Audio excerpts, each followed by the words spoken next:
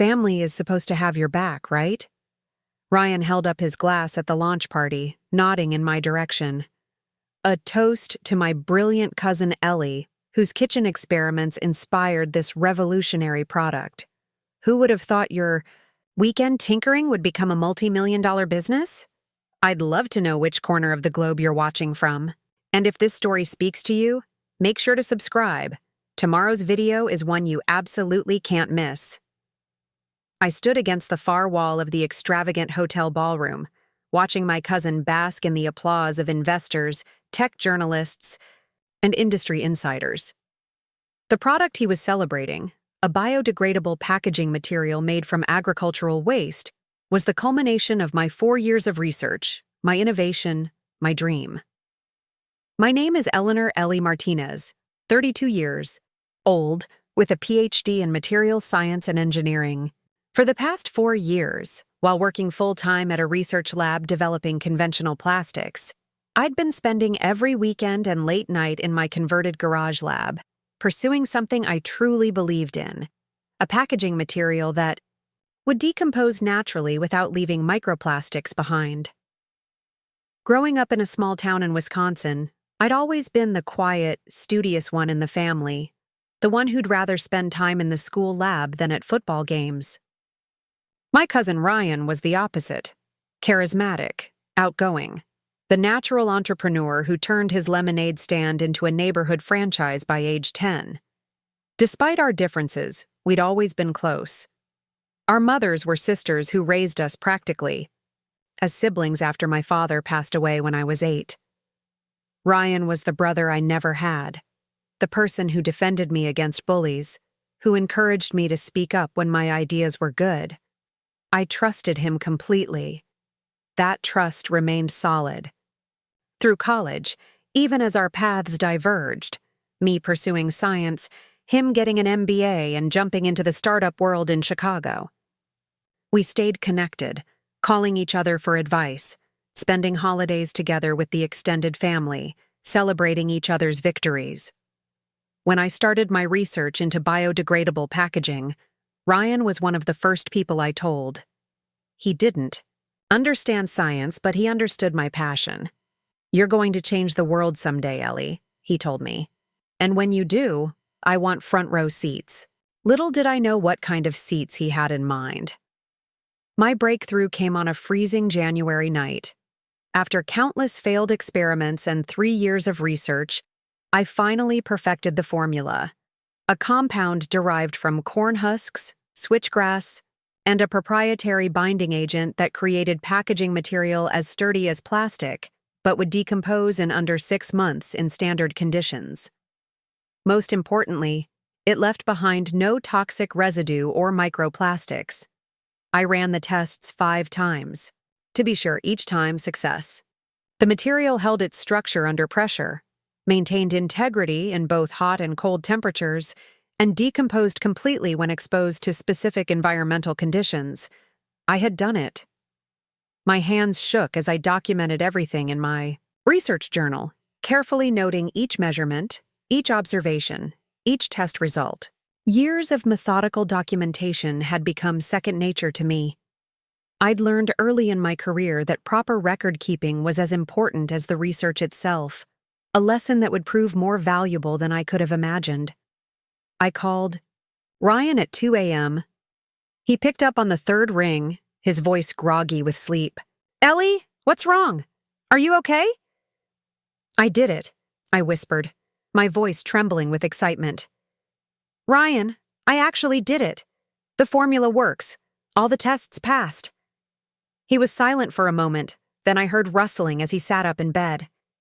"Your packaging material, does it work? Like, really work?" "Yes. It's stable, durable, and completely biodegradable. No microplastics, no toxic residue, just the organic components returning to the soil." Ryan's voice shifted from sleepy to alert in seconds. Ellie, that's huge. Do you realize what this means? This could revolutionize the entire packaging industry." I laughed, still riding the high of my discovery. "I know. I can't believe." "It actually worked. I mean, I hoped it would, but we need to meet, Ryan interrupted. This isn't a phone conversation. Can I come over tomorrow? I want to see it. The next day, Ryan drove the 3 hours from Chicago to my small Wisconsin town. He arrived at my house with a bottle of champagne and Chinese takeout.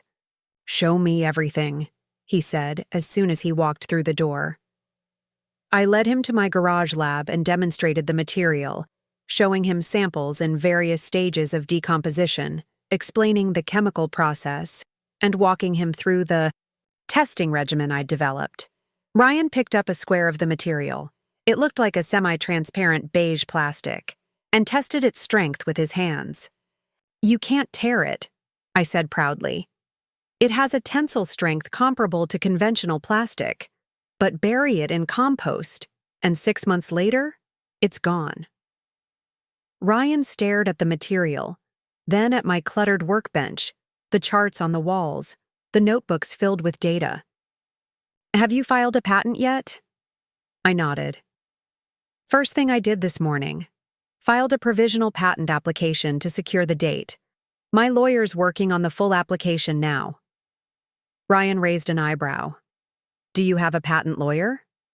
"Jennifer Ramirez from my grad school cohort. She's with Baker & Williams now, specializing in materials patents. She's been advising me informally throughout the process." Ryan set down the material and paced around my small lab. "What's your plan? Are you thinking of licensing the technology to existing manufacturers? Starting your own production? Have you run any market analysis?" I sighed, rubbing my tired eyes. "Honestly, I haven't gotten that far. I've been so focused on making it work that I haven't had time to think about commercialization." Ryan's eyes lit up, the same look he'd had when he convinced our neighborhood kids to invest their allowances in his expanded lemonade operation. "This is where I come in, Ellie. This is what I do." He pulled out his phone and began typing rapidly. "The market for sustainable packaging is projected to reach $500 billion by 2028. Major corporations are under enormous pressure to reduce plastic waste. If your material can be produced at scale for even close to the cost of conventional plastics, you're sitting on a gold mine." I watched him, both amused and impressed by how quickly his business mind worked. Ryan had always been able to see opportunities where others saw obstacles. "I want to help you with this," he said, looking up from his phone. "Not just as your cousin, but as a business partner.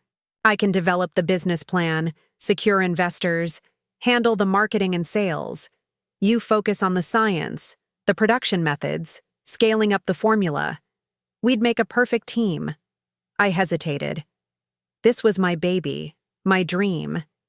Did I want to share it? But then again, Ryan had experience I lacked. He understood markets, investors, sales channels, all the things that would be necessary to turn my innovation into a real product. "What exactly are you proposing?" I asked. Ryan pulled a chair up next to me. "A partnership. We formed a company together. You're the chief technology officer, I'm the CEO. We split ownership 50-50. "That's a big step," I said carefully. "I need to think about it." Ryan nodded, but I could see the wheels turning behind his eyes. "Of course. Take your time. But don't take too long, Ellie. In the startup world, timing is everything. If someone else brings a similar product to market..." "First, no one has this formula," I assured him. "I've monitored all the research in this field. The closest competitors are still using processes that leave microplastics behind or require industrial composting facilities. Then we have a first mover advantage," Ryan said. "But that won't last forever. The big players will catch up eventually." We spent the rest of the evening discussing possibilities, drinking champagne, and dreaming about the impact my innovation could have. Ryan was so enthusiastic, so supportive, that by the time he left the next morning, I was leaning toward accepting his partnership offer. "Just promise me one thing," I said as I walked him to his car. "No shortcuts on the science. Whatever business, model we develop, the integrity of the product comes first. I don't want to rush something to market before it's ready. Ryan hugged me tightly. I would never compromise your work, Ellie. I know how much this means to you. Trust me. I'll protect your innovation like it's my own. Those words would come back to haunt me. Over the next 2 weeks, Ryan called daily with updates on market research, potential investors, and manufacturing options. He sent articles about the packaging industry, introduced me to potential advisory board members via Zoom, and worked with me to develop a preliminary business plan. I was impressed by his thoroughness and his apparent commitment to doing things right. When he suggested coming back to Wisconsin for a weekend to discuss next steps, I eagerly agreed. I spent the day before his arrival running additional tests on my material, testing new variations that might be more cost-effective to produce at scale. Ryan never showed up. He called that Friday night instead. Change of plans, Ellie. I can't make it this weekend. Oh. I tried to hide my disappointment. Everything okay? Better than okay. His voice had an edge I didn't recognize. I've been talking to some serious investors. Big money. They want to move fast. Something in his tone made me uneasy. What does fast mean? A lot of love and effort went into bringing this story to life. If you're enjoying it, we'd be so grateful if you'd subscribe to our channel. Now, back to where we left off. They want a presentation next week. I've been working on a deck. I'll send it over for you to review the technical sections. Next week? I frowned. That seems premature. We haven't finalized our business structure yet. We don't have a formal agreement. That's why I'm calling, Ryan interrupted. My attorneys have drawn up partnership papers. I'll email them to you tonight. Just standard stuff. Company formation, equity split, roles and responsibilities. Ryan, slow down. I haven't even decided if I want to form a company yet. I'm still considering licensing options. There was a pause on the line. When Ryan spoke again, his voice was cooler. Licensing? Ellie, we've been discussing a company for 2 weeks. I've put in serious hours on this, connected you with industry experts, and lined up potential investors. And now you're telling me you might just license the technology to some massive corporation that will probably water it down or shelve it. That's not what I said. I felt a flicker of annoyance. I'm still exploring options. This is my research. Ryan, I get to decide how it's commercialized. Our research, he corrected. We've been working on this together. You developed the formula, but I'm the one who knows how to turn it into a viable business. We've been discussing it together, I clarified. But the actual research, the formula, the patent application, those are mine. The line went silent for a moment. Then Ryan sighed. You're right. I'm sorry. I'm just excited about the potential. These investors I'm talking to, they could give us the capital to scale this quickly, make a real impact. His apology diffused my concern. This was Ryan, after all, my cousin, the person who'd always had my back.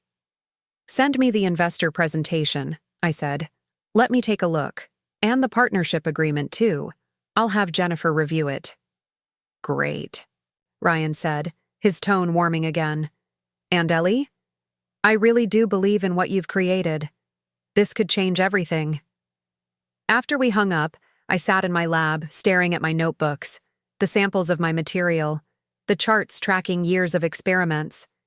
A strange uneasiness settled over me. Something felt off, but I couldn't pinpoint what. The partnership agreement never arrived that night. Neither did the investor presentation. When I texted Ryan the next morning to ask about them, he responded with a brief message. Slight delay. Attorneys making revisions. Will send soon. 3 days later, I received an email from a former colleague who worked for a packaging industry newsletter. Ellie, is this your research? New startup Green Wrap announcing revolutionary biodegradable packaging material. Founder, Ryan Martinez. Attached was a press release. The headline read, "GreenWrap secures $5 million seed funding for breakthrough biodegradable packaging technology." And there was Ryan, my cousin, smiling broadly in a professional headshot, described as founder and CEO of GreenWrap, creator of a proprietary biodegradable packaging technology derived from agricultural waste. My hands shook as I read through the press release, recognizing descriptions of my material, my process, my innovation, all attributed to Ryan and his team of researchers. There was no mention of me anywhere in the document. I called Ryan immediately. The call went to voicemail. I texted, emailed, even messaged him on social media. No response. Finally, after hours of trying to reach him, I received a text. "Sorry, crazy day with investors. Call you tonight to explain everything." He didn't. Call that night. Or the next day. Or the day after that. When he finally called, 4 days later, his voice was different. Polished, professional, distant. "Ellie, I know you're upset." "Upset?" I cut him off. "You stole my research, Ryan. You announced a company based on my technology without my knowledge or consent. You're claiming to be the creator of a formula you didn't develop." "I never claimed to develop the formula myself," he said smoothly. "The press release mentions a research team, a team that doesn't include me. You didn't even mention my name." Ryan sighed. "Ellie, be reasonable. You weren't ready to move forward. You were still running tests, considering licensing options. The market won't wait. I had investors ready to commit millions, but they needed decisiveness, not academic caution. So you decided to steal my work?" My voice cracked with disbelief. "I didn't steal anything," Ryan countered. "I accelerated our timeline. Everything was going to be 50-50. Remember? I was planning to bring you in once the initial funding was secured. Without my knowledge? Without my consent? That's not acceleration, Ryan. That's theft." "Look," his voice hardened.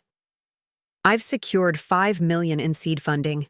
The investors love the technology. I'm offering you a role as chief science officer and 20% equity. That's more than fair considering I'm the one who made this a viable business." I laughed bitterly. 20% of my own innovation? You're not serious." "Deadly serious," Ryan replied. "And Ellie? I wouldn't make a fuss about this if I were you. The investors are fully committed. The company was formed. Fighting this. We'll just waste time and money we could be using to bring this technology to market, which is what you wanted all along, right? To make an impact?" I ended the call without responding, my mind racing. My cousin, the person I'd trusted with my breakthrough, the person I'd considered a brother, had betrayed me in the most fundamental way possible. He'd taken my research, my innovation, my dream, and claimed it as his own. But what Ryan didn't know, what he hadn't bothered to confirm before rushing to investors, was that I hadn't just filed a provisional patent application. Thanks to Jennifer's advice. I'd been documenting my research process for years with notarized lab notebooks. I had dated material samples, recorded video logs of critical experiments, and maintained a detailed digital record of every step in the development process and, most importantly, I'd filed a complete patent application 3 days after showing Ryan my breakthrough, an application that was now working its way through the USPTO system under expedited review. As I sat in my lab that night, surrounded by the evidence of years of work, I made a decision. I wouldn't confront Ryan immediately. I wouldn't threaten or plead. Instead, I would watch and wait. Let him build his house of cards, because when it came tumbling down, and it would, I wanted to be there to witness it. The weeks following Ryan's announcement were a blur of anger, disbelief, and strategic planning. I watched from the sidelines. As GreenWrap gained momentum in the sustainable packaging space, industry publications picked up the story. Ryan appeared on podcasts about innovation and entrepreneurship. Social media buzzed with praise for this revolutionary new technology. Each headline felt like a personal attack. Green Wrap CEO Ryan Martinez poised to disrupt $500 billion packaging industry. Agricultural waste to eco-packaging. How one entrepreneur's vision could end plastic pollution. Ryan Martinez named to Forbes 30 under 35 innovators to watch. Meanwhile, I continued working my day job at the research lab, saying nothing publicly about Green Wrap or my cousin. My colleagues noticed my subdued mood, attributing it to exhaustion from my side projects. Only Jennifer Ramirez, my patent attorney and friend, knew the truth. "This is outrageous," she fumed during one of our meetings. "We should file an injunction immediately. Stop him before he gets any further." I shook my head. "Not yet. We need to understand exactly what he's doing with the technology first." Jennifer gave me a searching look. "Ellie, I know he's family, but—" "This isn't about protecting family ties," I clarified. "Ryan burned that bridge the moment he stole my research. This is about strategy. If we move too soon, he could modify the formula just enough to claim it's different from my patent." "You're playing a dangerous game," Jennifer warned. "The longer he operates, the more credibility he gains. The more investors he brings in, the bigger the legal battle will be." "I know," I acknowledged. "But I also know Ryan. He's brilliant at marketing and raising capital. But he doesn't understand the science. Without my complete research notes, he won't be able to solve the stability issues that arise in scaled production." Jennifer nodded. Slowly. "You never showed him everything, did you?" "I showed him the successful prototype and explained the basic concept," I confirmed. "But not the detailed formulation process, not the specific ratios of components, not the precise conditions needed for optimal production. Those are all documented in my patent application, but not in the notes Ryan had access to." A small smile formed on Jennifer's face. "So his product won't work properly at scale?" "Not unless he figures out solutions to problems it took me years to solve," I agreed. "And based on the timeline he's promising investors, he won't have that kind of time." My prediction began proving accurate sooner than expected.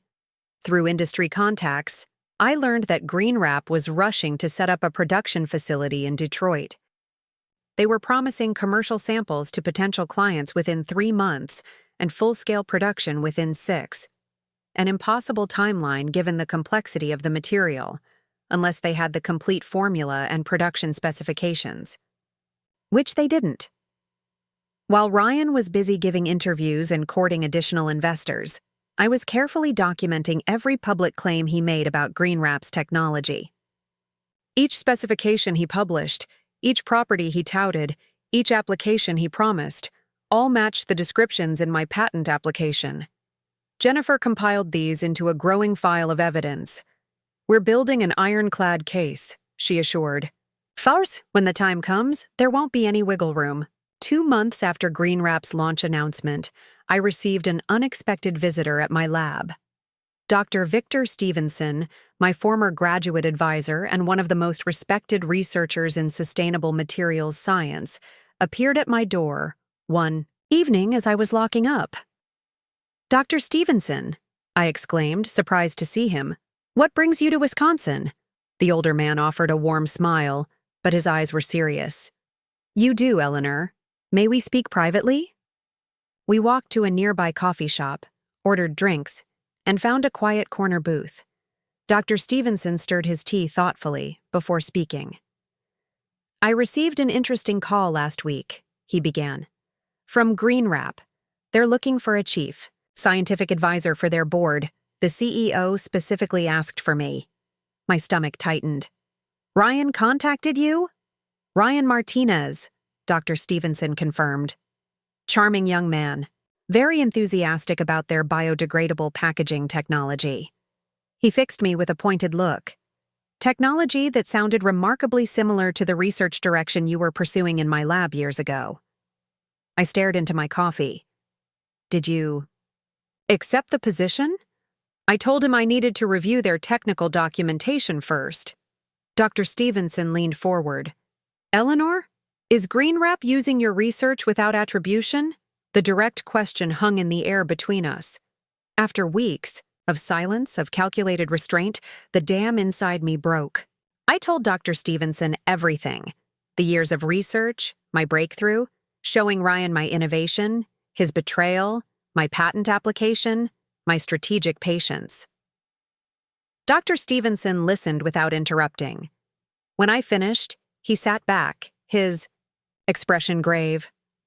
I suspected something wasn't right, he said finally. The timeline was too convenient. Breakthrough to funding in mere weeks? In this field? Implausible. What did Ryan tell you about the technology? I asked. Enough to confirm it's your work, Dr. Stevenson replied. But not enough to actually replicate it successfully. He's missing critical elements I recognize from your dissertation work. So you'll decline the advisory position? I asked, trying to keep disappointment from my voice. Having Dr. Stevenson on GreenWrap's board would lend it enormous credibility. Doctor. Stevenson surprised me with a shrewd smile. Actually, I'm considering accepting it. My eyebrows shot up. But, Eleanor, think strategically, he counseled. As an insider, I would have access to their complete technical documentation, production plans, and investor communications. I could verify exactly how they're using your intellectual property. You'd be my eyes inside GreenWrap, I realized. If what you've told me is accurate, and I have no reason to doubt you, your cousin has committed intellectual property theft.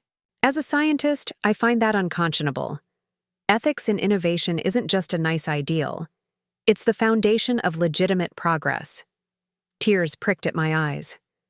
Dr. Stevenson had always been a mentor to me, but his willingness to help in this situation moved me deeply.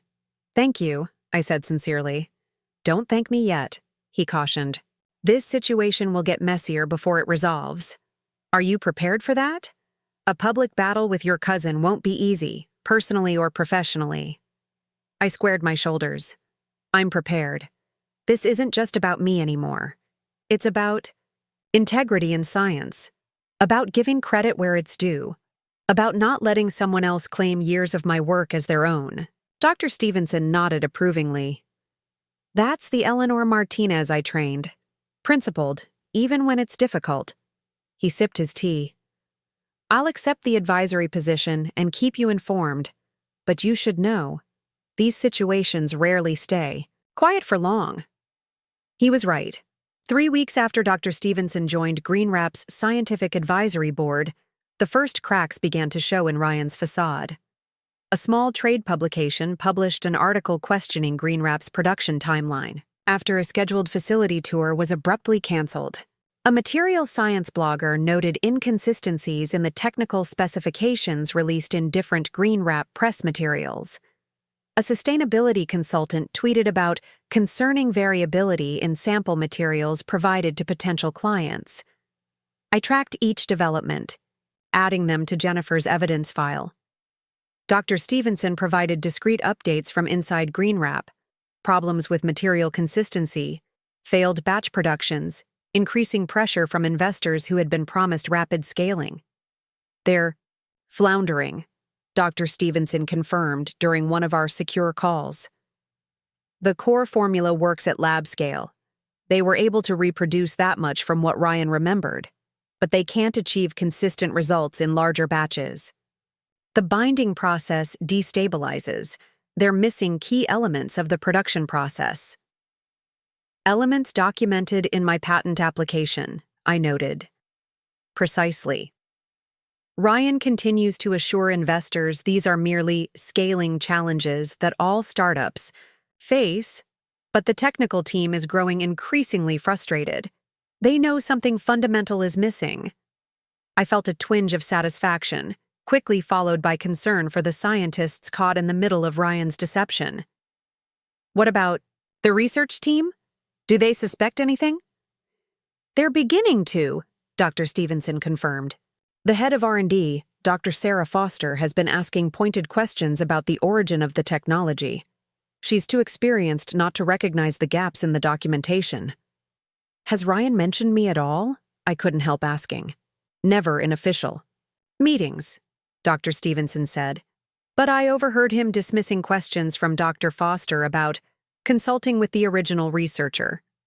He told her the original concept came from a family member with a chemistry hobby, but that he had substantially developed the technology. A chemistry hobby. Years of dedicated research, my doctorate, my professional expertise, all reduced to a hobby. The investors are growing concerned, Dr. Stevenson continued. They expected commercial samples by now, but production issues have pushed the timeline back repeatedly. Ryan has called an emergency board meeting for next week. I believe they'll be discussing a significant pivot. The pivot came in the form of a press release announcing GreenWrap's enhanced focus on a next-generation version of their technology. Reading between the lines, it was clear they were abandoning the original formulation, my formulation, because they couldn't make it work at scale. But Ryan had raised too much money, generated too much publicity, to simply admit failure. Instead, GreenWrap announced a strategic acquisition of a small California-based bioplastics company.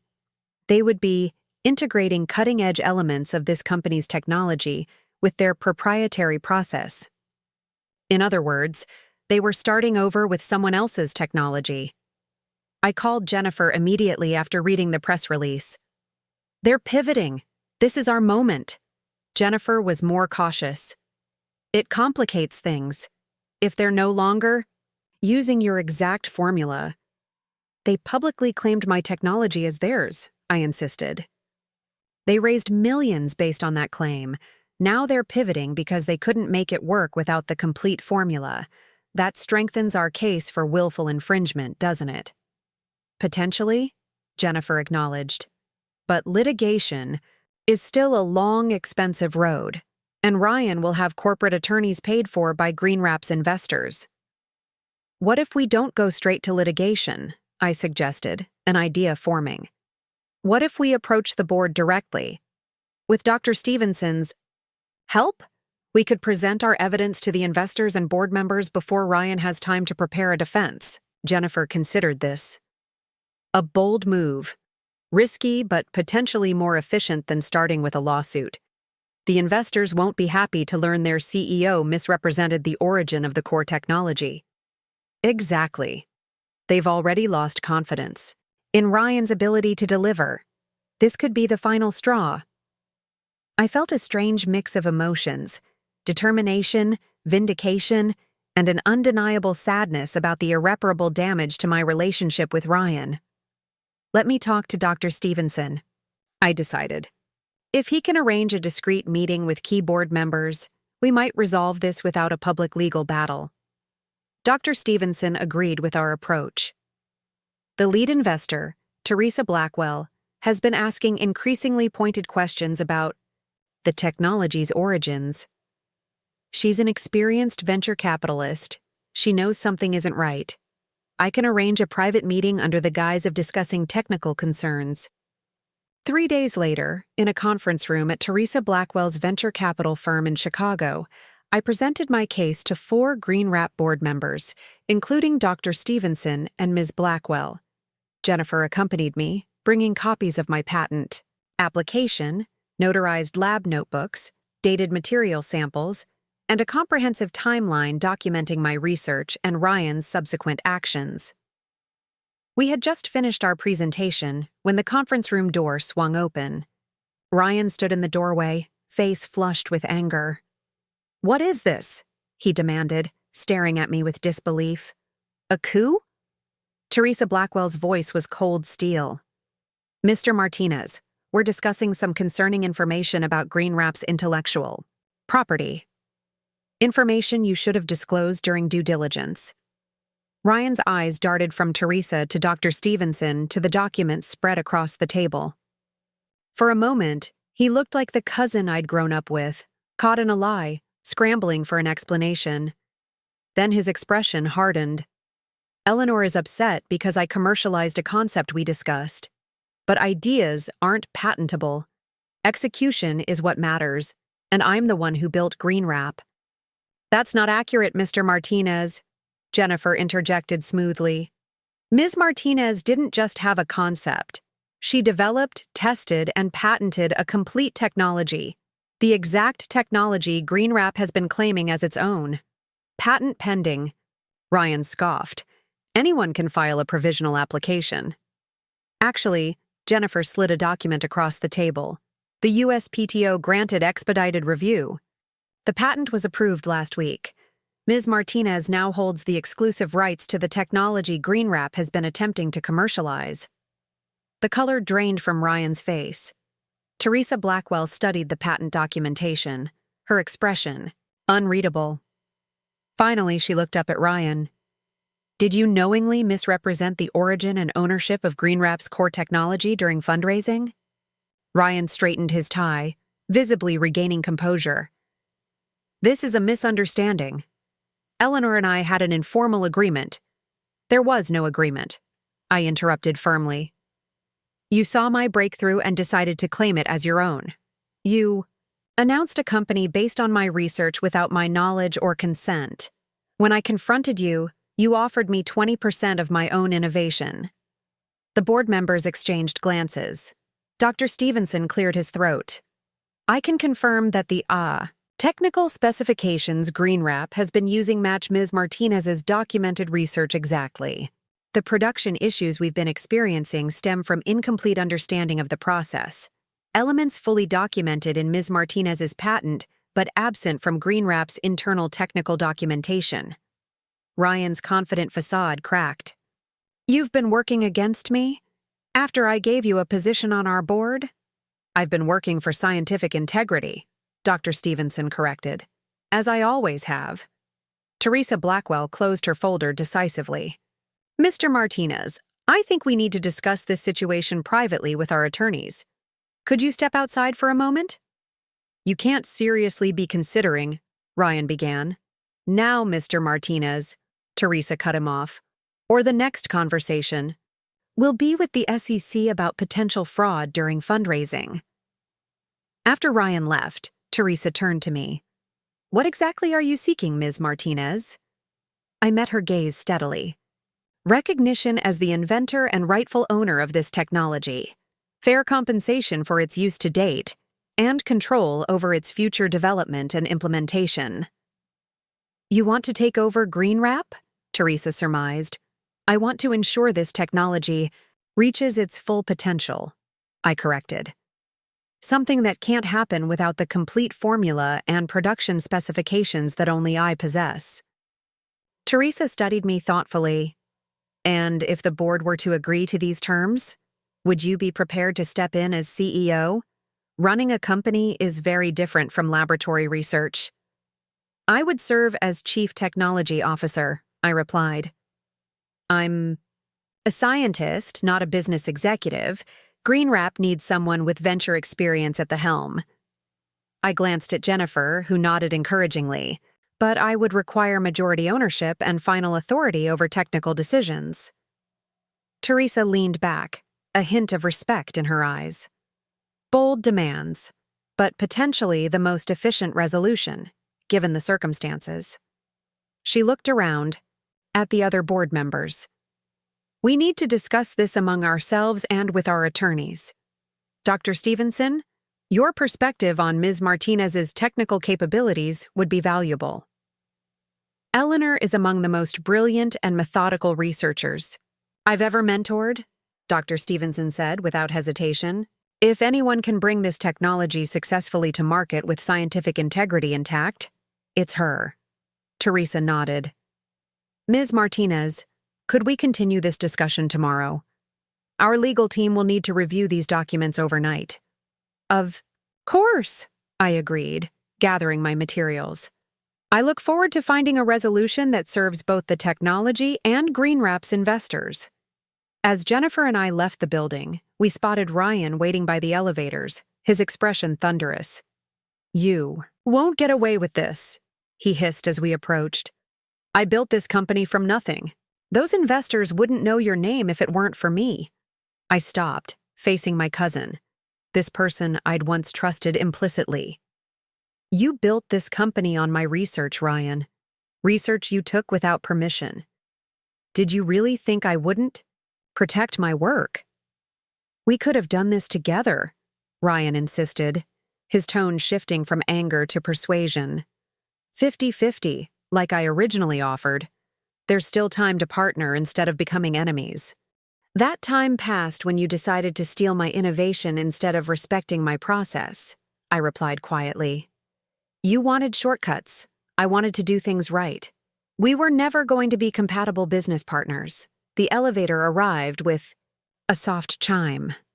As the doors opened, Ryan made one last attempt. They won't choose you over me, Ellie. You're a lab researcher. I'm the one with business experience, industry connections. I stepped into the elevator, Jennifer beside me. We'll see, won't we? As the doors closed on Ryan's frustrated face, I felt a strange sense of calm.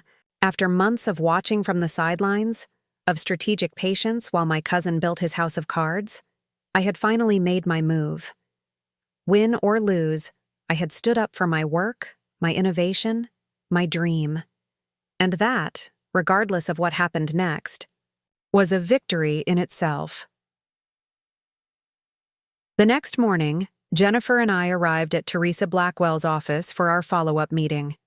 The atmosphere was notably different, more formal, with GreenWrap's corporate attorneys present alongside Teresa and 2 other board members.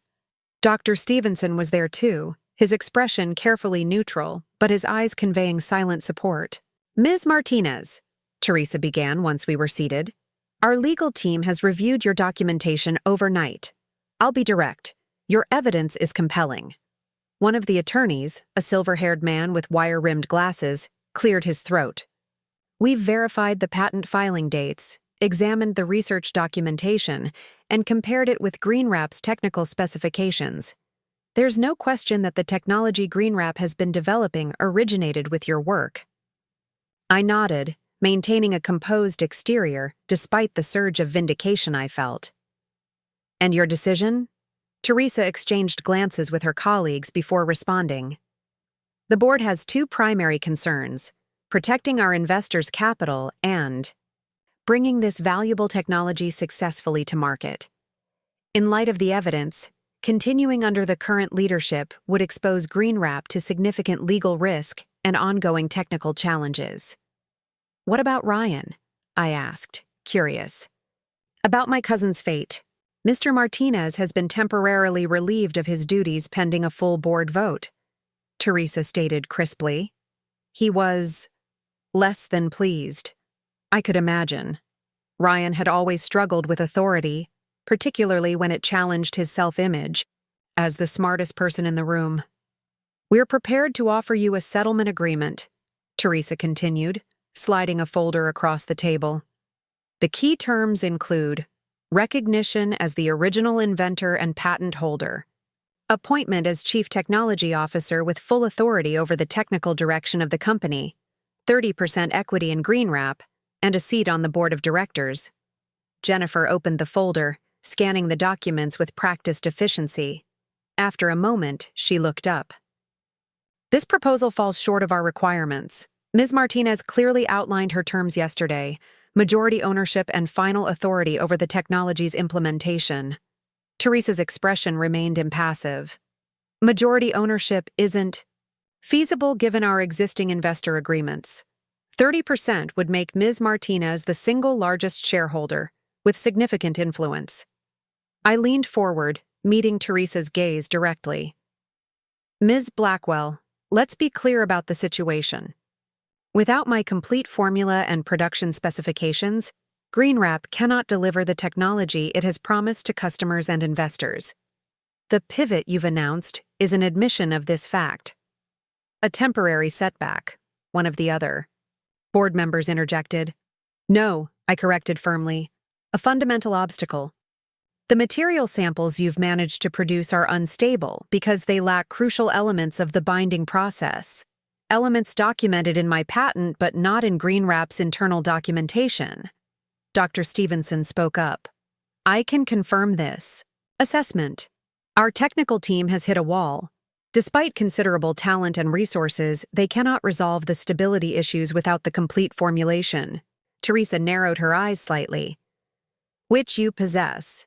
Which I invented, documented, and patented, I clarified. Yes. The room fell silent as Teresa considered this reality. Finally, she spoke. 40% equity. Final authority over technical decisions. Title of Chief Technology Officer and Co-Founder. Jennifer and I exchanged glances. She gave a slight nod. Co-founder with Ryan? I asked, wanting clarity. No, Teresa replied. Mr. Martinez would retain the title of founder but would be transitioned to an advisory role with no operational authority. His equity would be reduced to account for your position. I considered the offer. It wasn't everything I'd asked for, but it was substantive. Recognition, significant ownership, and most importantly, control over my technology's development. Have conditions, I stated. First, a public acknowledgement that I am the original inventor of the technology. Second, the complete research team must remain employed if they wish. They're not responsible for the leadership's decisions. Third, I want a clear path to increasing my ownership stake based on the technology's performance. Teresa's lips curved in a hint of a smile. You've been thinking about this. For 6 months, I confirmed. Since the day Ryan took my research, without permission. After another round of negotiations, we reached an agreement. I would join GreenWrap as Chief Technology Officer and co-founder with 40% equity, full control over technical decisions, and performance incentives that could increase my ownership to 51% within 2 years. GreenWrap would issue a press release acknowledging me as the original inventor of the technology and explaining my new role. As we finalized the details, I had one additional request.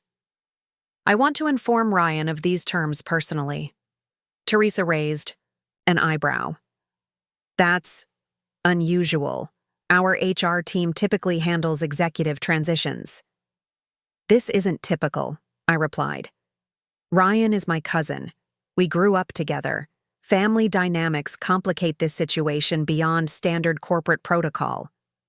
After some discussion, Teresa reluctantly agreed. Ryan would be brought to the office later that afternoon for a private conversation with me, followed by a formal meeting with the board. I spent the intervening hours with GreenWrap's technical team, reviewing their work and understanding exactly where they'd struggled with the formula. Dr. Sarah Foster, the head of R&D, was initially reserved, understandably suspicious of another leadership change. But her skepticism melted as I walked through the binding process challenges they'd been unable to solve. This is why we couldn't achieve consistency in larger batches, she realized, examining my detailed documentation. The catalyst degradation at scale required a stabilizing agent we didn't know about. The agricultural waste components also need specific pre-processing, I explained, sharing the complete specifications. The lignin structures must be partially broken down before incorporation, or they create micro-weaknesses in the final material. By the time we finished our technical discussion, Dr. Foster was looking at me with new respect. You really did develop this from scratch, didn't you? The complete formula, the production process, all of it. Over 4 years, I confirmed. Working nights and weekends in my garage lab. She shook her head, a mixture of admiration and embarrassment in her expression. When Ryan brought this to us, he presented it as his innovation with some vague mentions of family inspiration. We never questioned the origin story. You had no reason to, I assured her. Ryan has always been convincing. That's what makes him such an effective fundraiser. Dr. Foster hesitated, then asked the question that clearly bothered her. Why didn't you come forward sooner? We've been struggling with these production issues for months. I considered my answer carefully. I needed to understand exactly what Ryan had done, what he had claimed, and how far he had taken my research without permission. Strategically, it made sense to wait until GreenWrap had sufficient public presence and investment that my patent would be clearly valuable, but before you solved the production challenges independently. Dr. Foster nodded slowly. So, we were part of your evidence gathering. In a way, I acknowledged, but I also respected the team's work. Even with an incomplete formula, you made remarkable progress. That's why I insisted all technical staff remain employed through this transition. This seemed to satisfy her. Well, I'm glad you're here now. The team will be relieved to finally have the complete formula. We've been beating our heads against this problem for months. At 4:30 that afternoon, I waited in a small conference room for Ryan's arrival. I had rehearsed what I wanted to say, trying to balance justified anger with professional composure. Despite everything, this was still my cousin, the person who had defended me from bullies in elementary school, who had helped me move into my first apartment, who had sat beside me at my father's funeral. The door opened, and Ryan entered. He looked tired, his usually impeccable appearance slightly rumpled, his confident smile nowhere to be seen. For a moment, he just stared at me, a complex mix of emotions crossing his face, anger, resignation, and something that might have been respect. "They chose you," he said finally, dropping into the chair across from me. "They chose the legitimate patent holder and original inventor," I corrected, "which happens to be me." Ryan ran a hand through his hair. "You played me perfectly, didn't you? Watching from the sidelines, letting me build the company, raise the money, generate the publicity, all while knowing I couldn't make it work without your complete formula." "I protected my intellectual property," I replied evenly. "Something I had every right to do after you took my research without permission and claimed it as your own." "I commercialized your research," Ryan countered, some of his typical defensiveness returning. "You would have spent years running more tests, seeking more validation. The market opportunity would have passed. That wasn't your decision to make," I said firmly.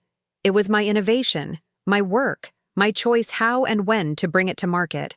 Ryan leaned back in his chair, studying me. "I never thought you had this in you, Ellie.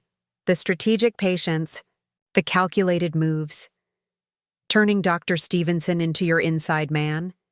Getting Teresa Blackwell to see things your way. I'm almost impressed." "I learned from watching you," I said, a hint of bitterness in my voice. "All those years of you taking credit for other people's work, starting with my science fair projects.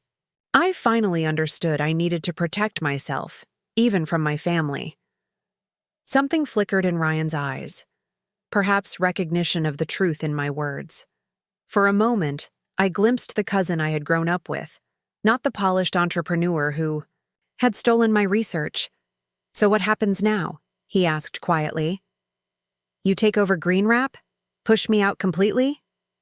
I slid a document across the table. "These are the terms I've negotiated with the board. You retain your founder title and 15% equity, but in an advisory role with no operational authority. I join as co-founder and CTO with 40% equity and full control over technical decisions." Ryan skimmed the document, his eyebrows rising. 40% on day one? Teresa must really believe in your technology." "Teresa believes in protecting her investment," I corrected. "Without me, GreenWrap has an incomplete formula and insurmountable production challenges. Without GreenWrap, I'd need to start from scratch building a company, delaying bringing this technology to market, which I genuinely want to do." "A pragmatic solution," Ryan acknowledged, continuing to read. "Public acknowledgement of you as the original inventor. That's going to be humiliating." "It's going to be accurate," I countered. "Something you should have done voluntarily from the beginning." Ryan set down the document, a complex expression on his face. "Would you have agreed to partner with me if I'd approached it differently? If I'd respected your timeline, acknowledged your ownership of the innovation?" I considered the question seriously. "Probably. Your business skills complement my technical expertise. We could have been effective partners if you'd been honest. Instead, I'm being sidelined in my own company, Ryan said, an edge of bitterness in his voice. A company built on my innovation, I reminded him. You're fortunate to retain any role at all. The board was prepared to remove you completely. I'm the one who insisted on leaving you a place. Ryan looked surprised. You advocated for me? Why? I sighed, feeling the weight of our shared history. Because despite everything, you're still family. And because Green Wrap needs fundraising expertise, which you undeniably have. This arrangement allows you to contribute in your area of strength, while recognizing my ownership of the core technology. He was silent for a long moment, absorbing this reality. Finally, he asked, when did you file the patent? Before or after showing me the formula? 3 days after, I admitted. I already had the provisional application in process when I showed you my breakthrough. Jennifer had been advising me for months on proper documentation and protection. Ryan shook his head, a rueful smile forming. I should have checked the patent database before approaching investors. Rookie mistake. No, I corrected him. Your mistake wasn't failing to check for patents. It was betraying my trust and stealing my research instead of collaborating honestly. The directness of my statement seemed to land with unexpected force. Ryan looked away, a flush creeping up his neck, the same tell he'd had since childhood when confronted with uncomfortable truths. What do Mom and Aunt Linda think about all this? He asked, referring to our mothers. They don't know yet, I replied. I didn't want to put them in the middle of our conflict, but they'll need to be told before the press release goes out tomorrow. Ryan winced. Mom's going to be devastated. Yes, I agreed softly. Both our mothers will be hurt by what's happened. Between us. That's another consequence of your actions that can't be undone with a settlement agreement.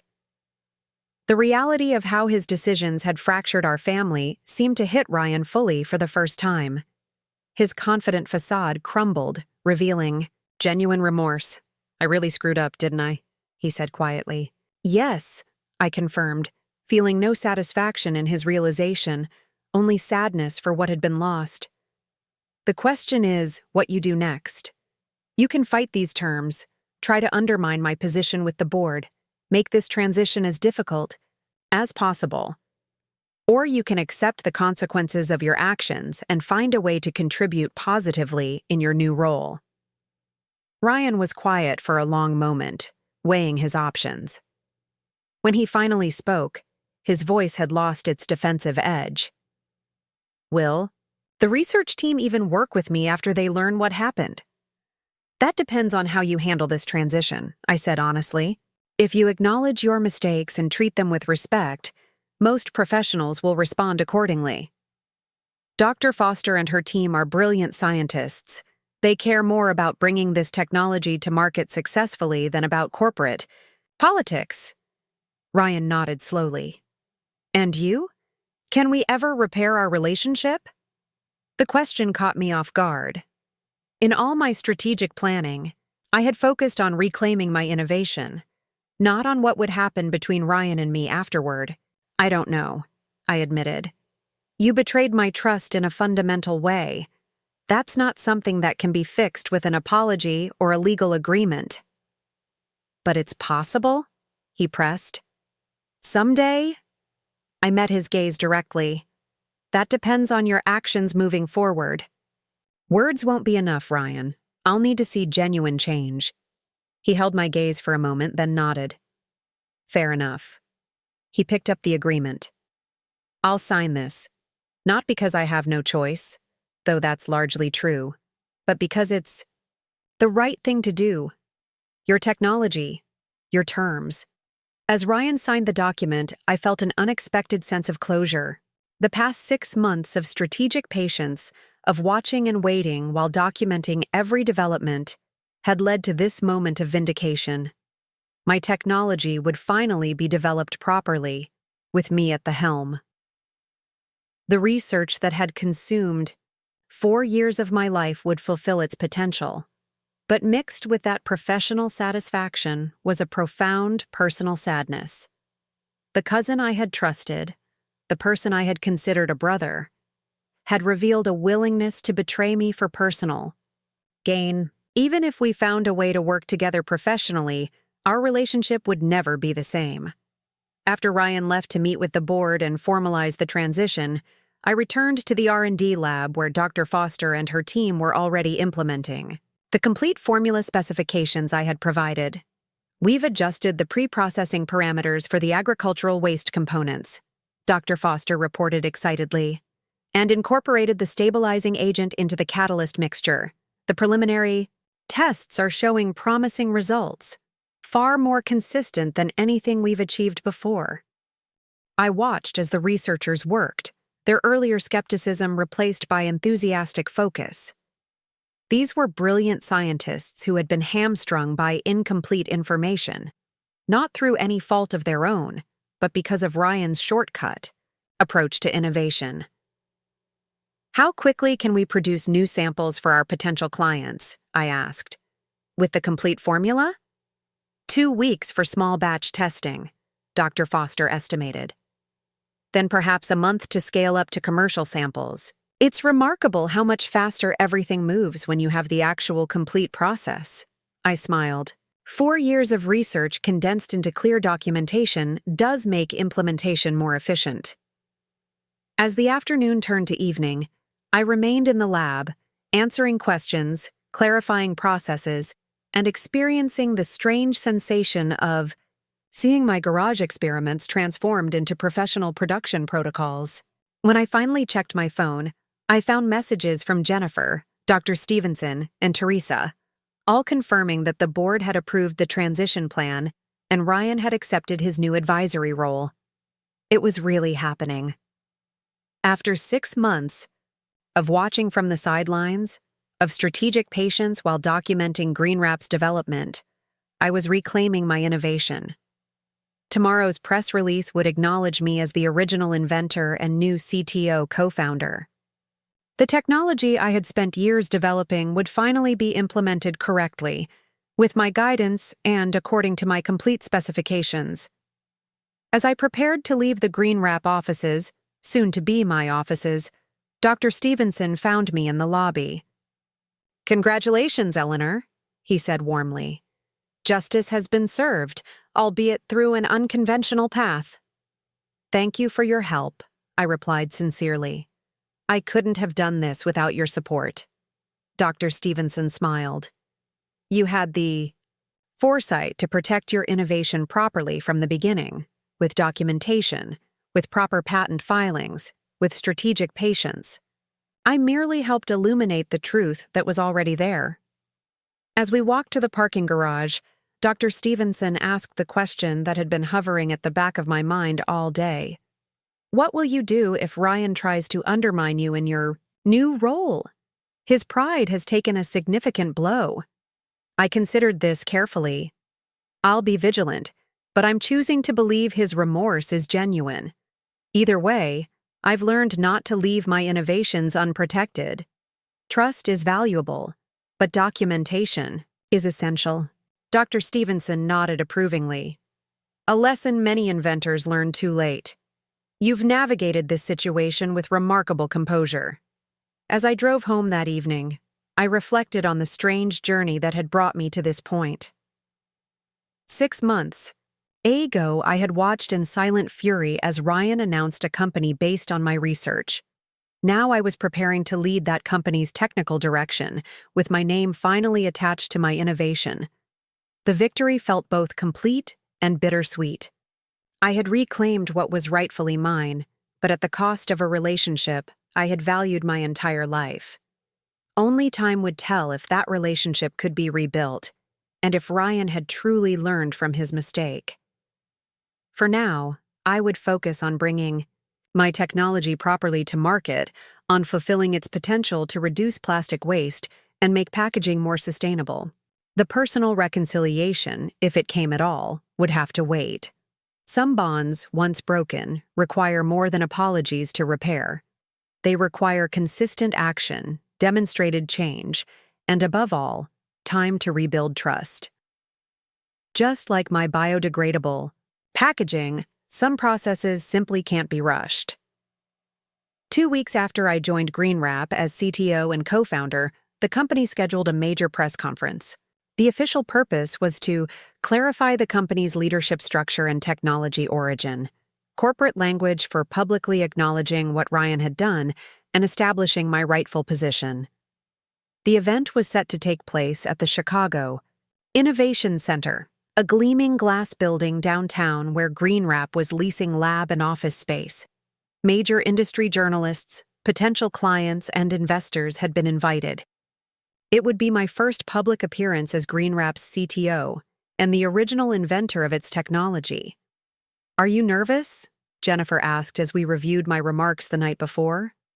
"Terrified," I admitted. "I'm a scientist, not a public speaker." That was always Ryan's strength.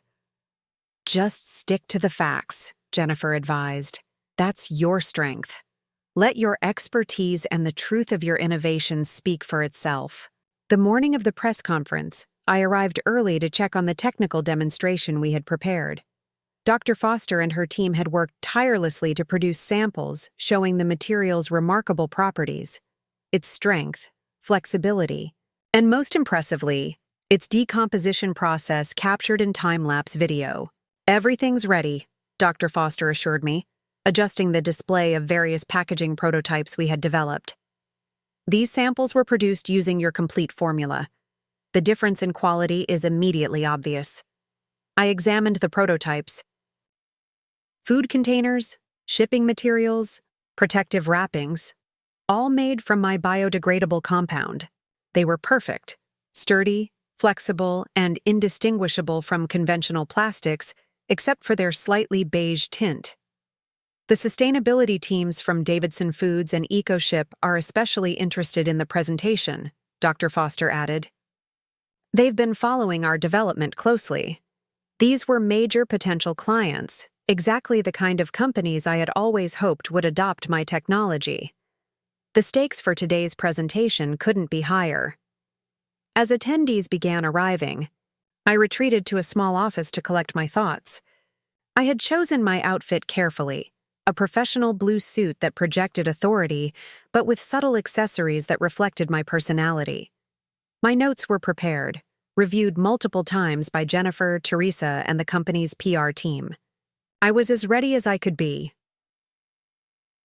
A knock at the door interrupted my thoughts. To my surprise, it was Ryan. "Can we talk for a minute?" he asked, uncharacteristically hesitant. I nodded, gesturing for him to enter. Since our confrontation 2 weeks ago, we had maintained a strictly professional relationship, interacting only when necessary for company business. This was our first private conversation since he had signed the agreement, accepting his reduced. Ryan closed the door and stood awkwardly for a moment before speaking. "I wanted to check if you're okay with the press conference arrangements." "The PR team has been thorough," I replied neutrally. "Yes, but..." Ryan hesitated. "Your speaking role is significant. I know public presentations aren't your favorite thing." I was surprised by his apparent concern. "I'll manage. The technical content is my area of expertise." Ryan nodded. "I could help if you want. Take some of the general business questions, let you focus on the technical aspects." I studied my cousin, trying to discern his motivation. Was this a genuine offer of support or an attempt to maintain his public prominence? "Why are you offering this?" I asked directly. Ryan sighed, dropping the polished entrepreneur persona. "Because I owe you, Ellie. More than a signed agreement or a revised job title can repay. And because you're brilliant with science but hate public speaking." "Always have, since we were kids." The reference to our shared childhood caught me off guard. For a moment, I glimpsed the cousin I had grown up with, the one who had helped me practice my book reports, who had stood in the audience giving me encouragement signals when I froze during presentations. "I'm not trying to steal your spotlight," Ryan added quickly, reading my hesitation. "The press release and my statement make it clear that you're the original inventor. That's not changing. I just thought, maybe we could start rebuilding by actually working together, for real this time. I considered his offer. There was strategic value in having Ryan field certain questions. He was undeniably skilled at public communication. And if his intent was genuine, this could be a small first step toward repairing our fractured relationship. You can help with the Q&A portion, I decided. But I need to deliver the technical presentation myself.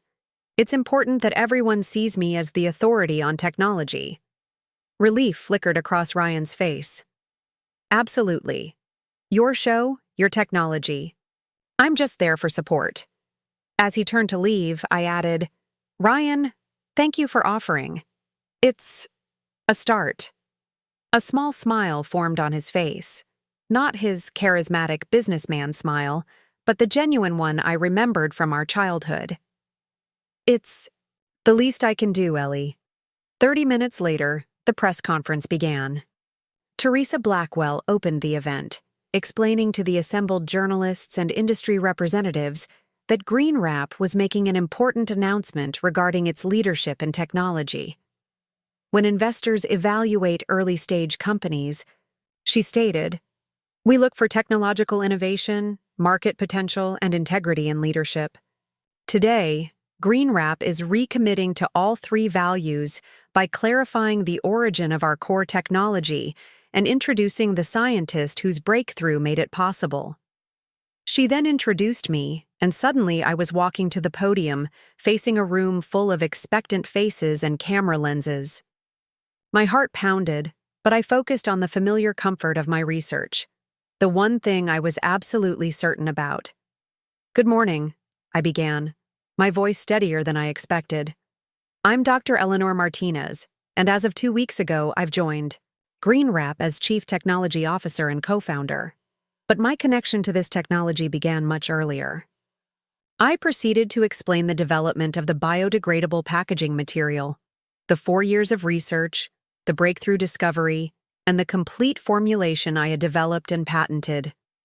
I demonstrated the material samples, played the time-lapse decomposition video, and explained the technical specifications that made my innovation unique. Unlike conventional bioplastics, I explained, this material requires no industrial composting facility. It breaks down completely in standard environmental conditions, leaving behind no microplastics or toxic residue, just organic components that return safely to the soil. The technical presentation went smoothly, with the industry representatives leaning forward with evident interest. When I concluded, Teresa returned to the podium. We now want to address questions regarding Green Wrap's leadership structure, she stated. As some of you may have noticed from our updated press materials, Ryan Martinez's role has shifted from CEO to founder and strategic advisor.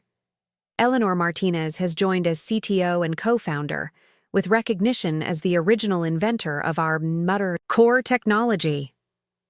A journalist from Tech Innovations Weekly raised her hand immediately. This is a significant change in Green Wrap's origin story. Previous communications identified Ryan Martinez as the technology's developer. Can you explain this discrepancy? Teresa glanced at Ryan, who stepped forward to the microphone. This was the moment of truth. How would he frame what had happened? Ryan cleared his throat.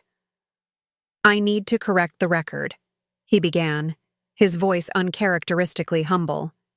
While I founded Green Wrap and secured its initial funding, the biodegradable packaging technology was developed entirely by Dr. Eleanor Martinez, my cousin and now our CTO.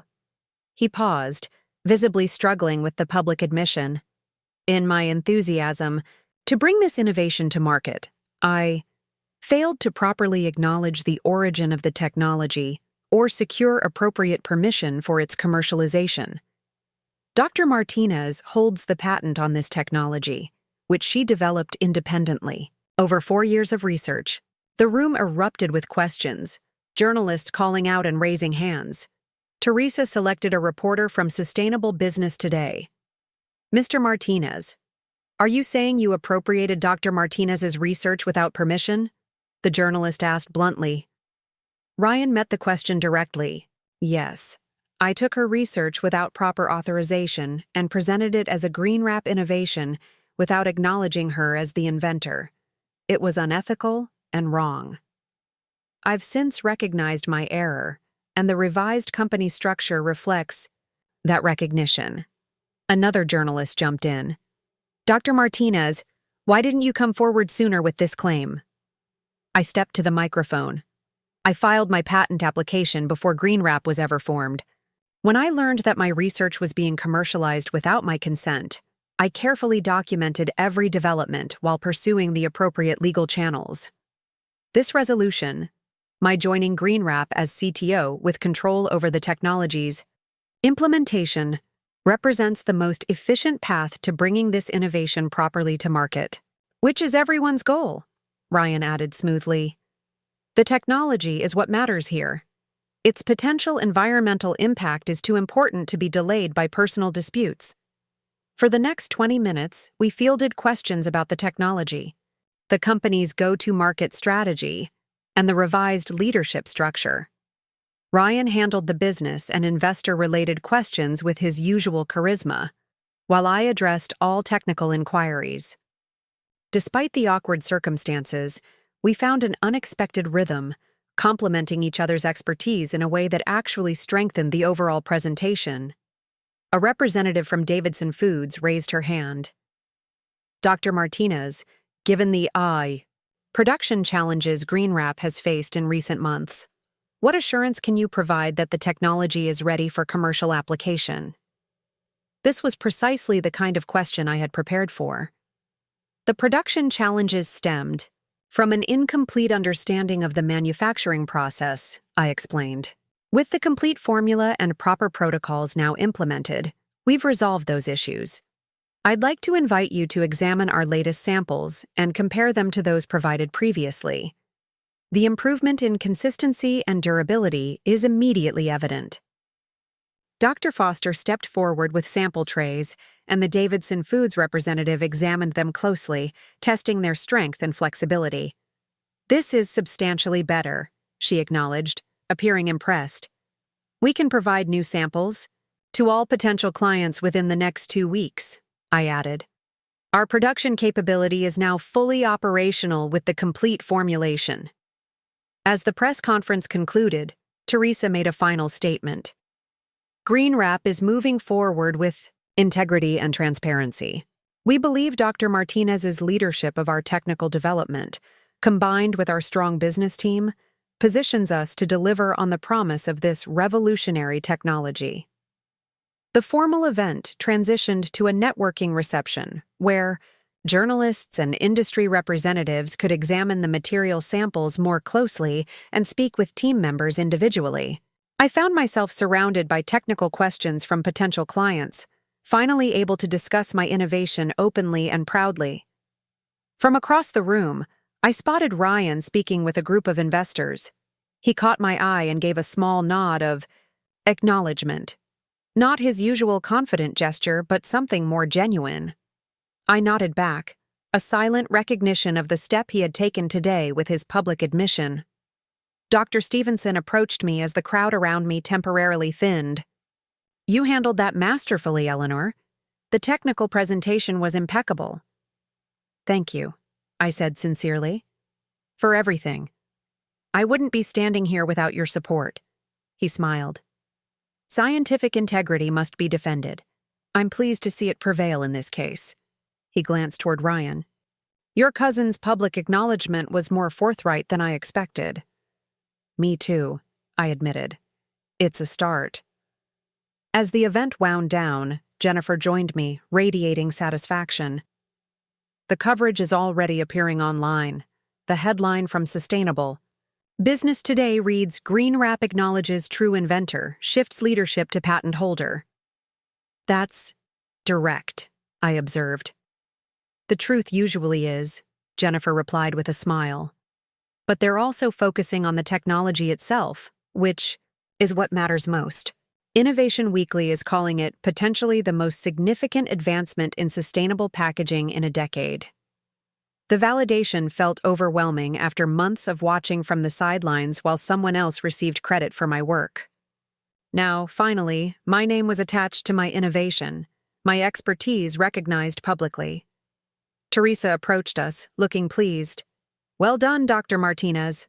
The Davidson Foods representative just scheduled a follow-up meeting for next week. EcoShip wants samples for testing immediately. The technical demonstration convinced them." "That's excellent news," I said, genuinely excited about these potential partnerships. "And the leadership transition narrative is playing well in the press," Teresa added pragmatically. "A woman scientist reclaiming her rightful place as the inventor of a revolutionary green technology? It's a compelling story that actually enhances our brand." I had to smile at Teresa's ability to find the business advantage in any situation. "As long as the technology gets implemented properly, I'm happy."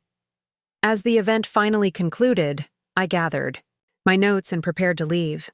Ryan was waiting by the exit. "That went better than expected," he said cautiously. "Yes," I agreed. "Your statement was honest." "I appreciate that." Ryan shifted uncomfortably. "It was the bare minimum, Ellie. Acknowledging the truth publicly doesn't undo what I did." "No, it doesn't," I confirmed. "But it's necessary for moving forward." We walked together toward the elevators, a careful distance between us. The silence was heavy with unresolved emotions and memories of childhood science projects, of family holidays, of a trust that had been fundamental to my life until 6 months ago. "Mom called after watching the live stream," Ryan said as we waited for the elevator. "She's processing." I winced. "I should call her tonight." "She's proud of you," Ryan added quietly. "Said she always knew your tinkering would change the world someday." The elevator arrived, and we stepped in together. As the doors closed, Ryan turned to face me directly. "I know one press conference doesn't fix anything, Ellie. But I meant what I said up there. Your innovation is too important to be held back by our personal issues. I'm committed to helping GreenWrap succeed, on your terms with you in control of the technology." I studied my cousin, trying to discern the authenticity in his words.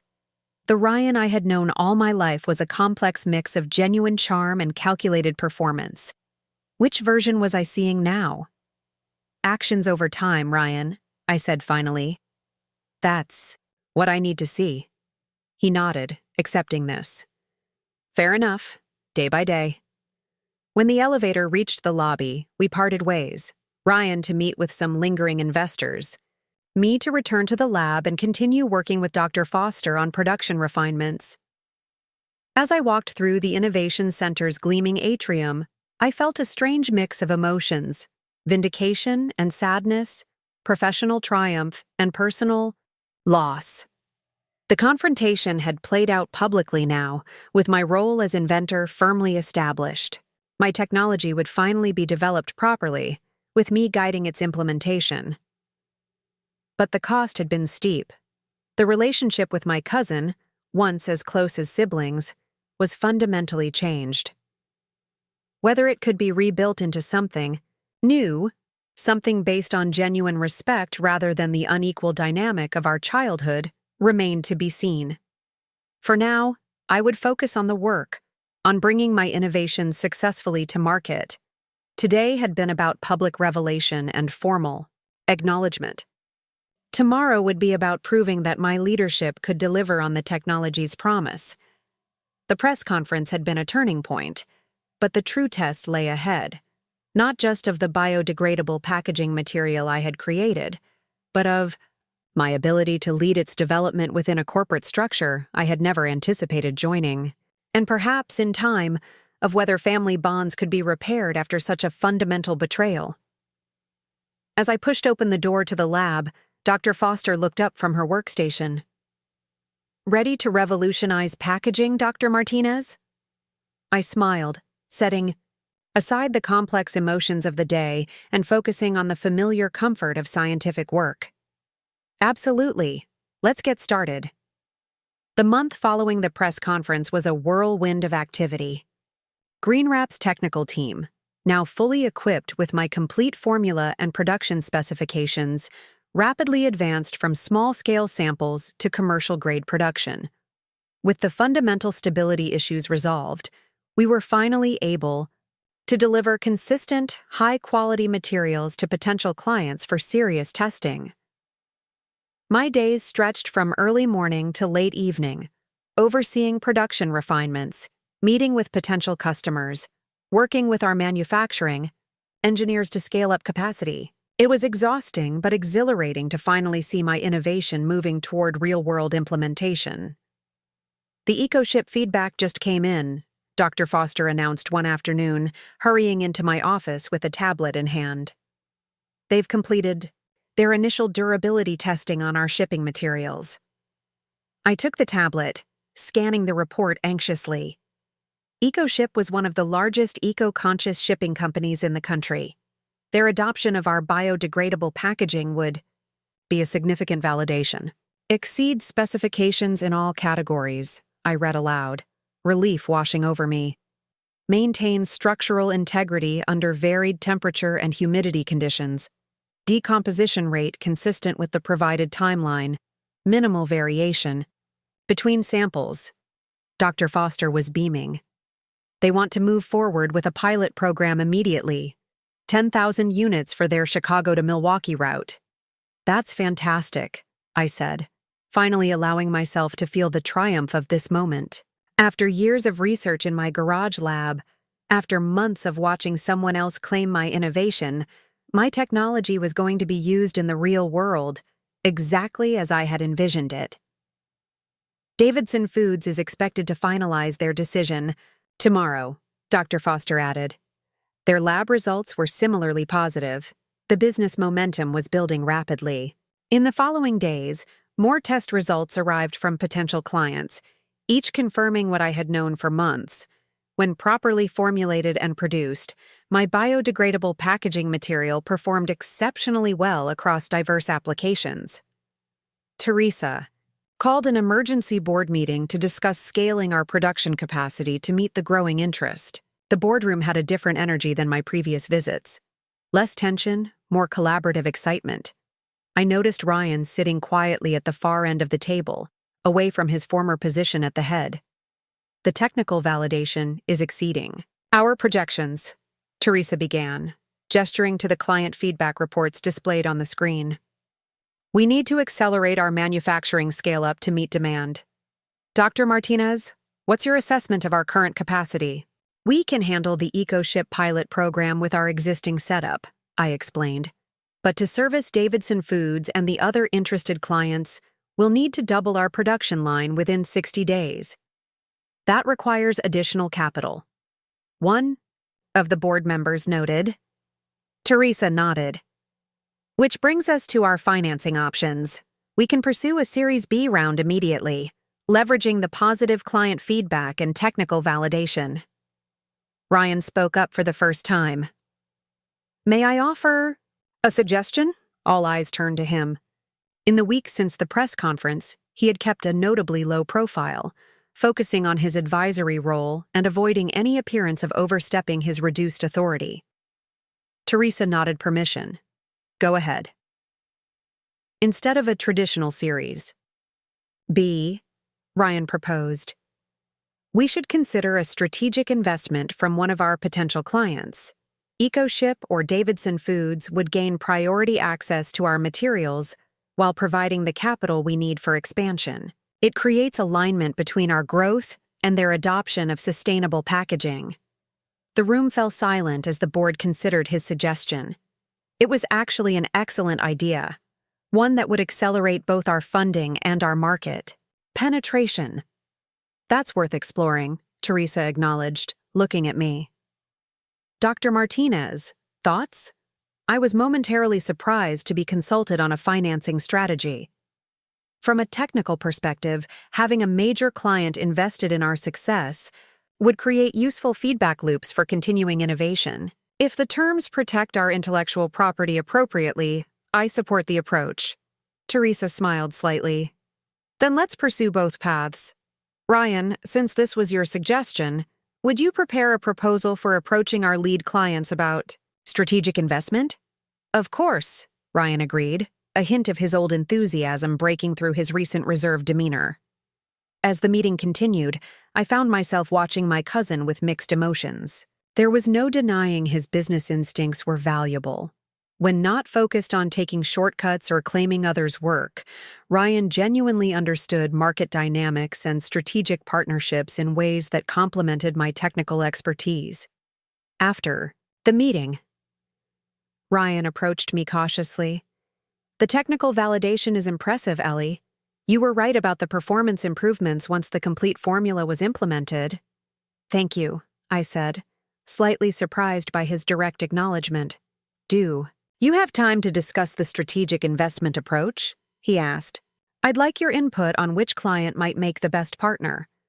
I hesitated, old wariness rising. Was this another attempt to edge back into control, or a genuine effort at collaboration? Reading my expression, Ryan added quietly, This is your company now, Ellie. I'm just trying to contribute where I can. Something in his tone convinced me to give him the benefit of the doubt. Let's talk through it tomorrow morning. I need to review the testing data from each client first. The following days revealed a new dynamic between us, cautious but increasingly genuine collaboration. Ryan focused on business development strategies that supported my technical vision rather than trying to rush or control it. I found myself grudgingly appreciating his insights on market positioning and client relationships. 2 weeks later, our efforts yielded results beyond expectations. Not one but 3 major clients, EcoShip, Davidson Foods, and NaturePak, a leading sustainable packaging distributor, expressed interest in strategic investment. The competition between them drove up valuation and improved terms. Teresa called me into her office after the final negotiation call. We have term sheets from all 3 companies, she announced, unable to hide her satisfaction, each offering better terms than we anticipated. I scanned the documents she handed me, impressed by the numbers. These valuations are substantially higher than our projections. The market is desperate for truly biodegradable packaging solutions, Teresa observed. Your technology has been proven superior to anything else available. That creates leverage. She studied me for a moment. Ryan's strategic investment approach was the right call. I nodded my acknowledgement. It accelerated our timeline significantly. Speaking of Ryan, Teresa continued, her tone shifting to something more careful. The board has been discussing his role moving forward. I tensed slightly. Has he requested changes to his position? Actually, no, Teresa replied. But several board members have noted his valuable contributions to the financing strategy.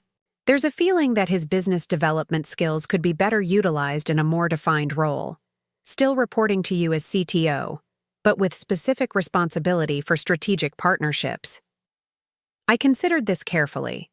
Ryan had been honoring the terms of our agreement, maintaining appropriate boundaries while finding ways to contribute. The strategic investment approach had indeed been brilliant, something I likely wouldn't have considered with my science-focused perspective. What are your thoughts? Teresa asked when I didn't immediately respond. If Ryan is willing to operate within clear parameters, with final decisions remaining with me regarding any technology implementations or commitments, I said slowly, then I'm open to expanding his role in business development. Teresa seemed pleased. That's a generous perspective, considering your history. I shook my head. It's not about generosity. It's about what serves the technology best. Ryan does have valuable skills. As long as he uses them appropriately, withholding those contributions would only hurt the company. And by extension, the adoption of your innovation, Teresa concluded with understanding.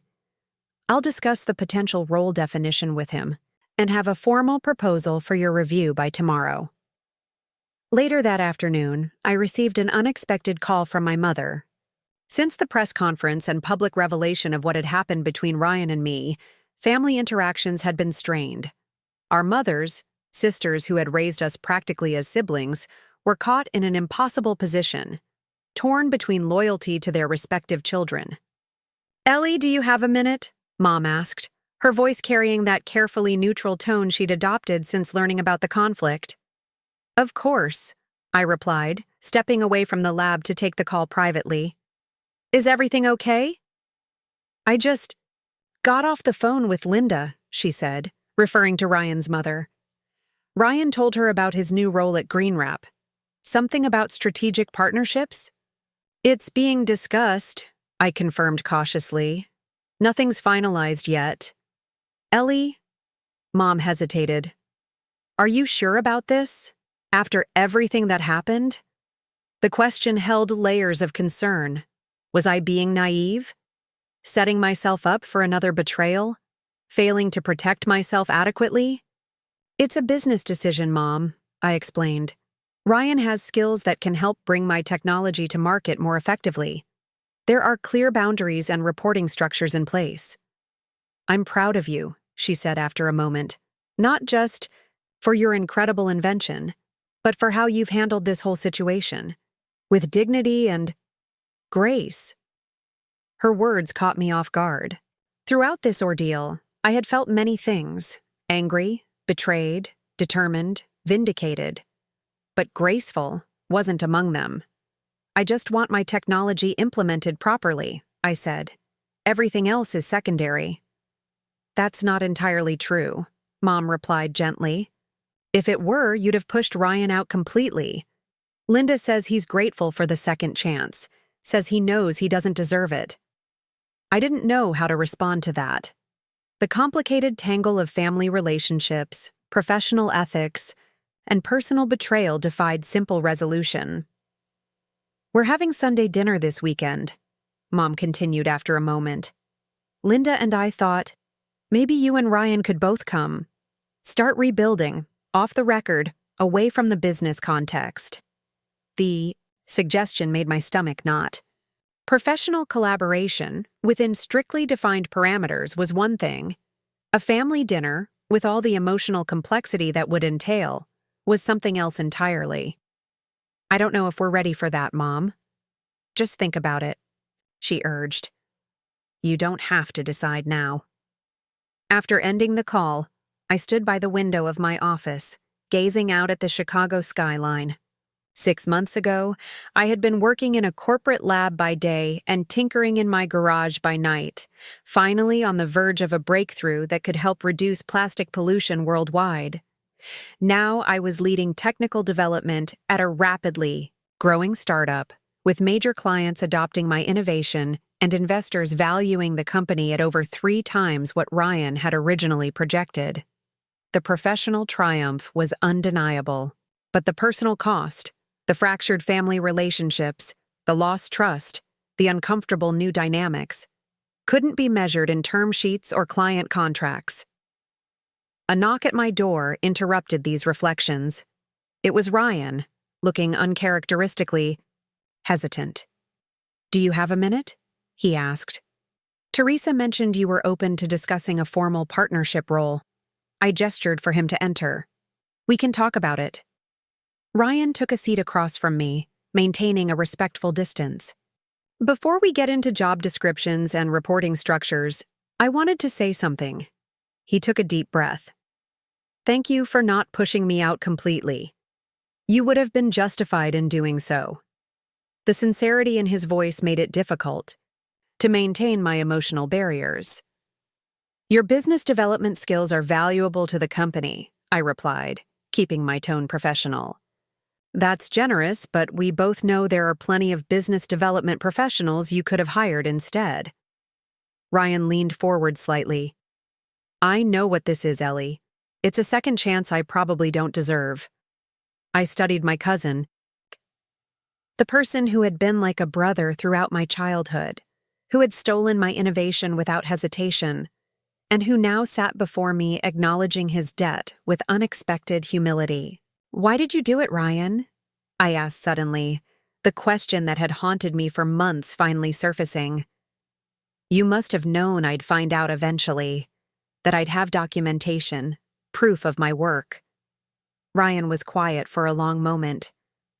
I'd like to say it was just enthusiasm, seeing an opportunity and moving too quickly.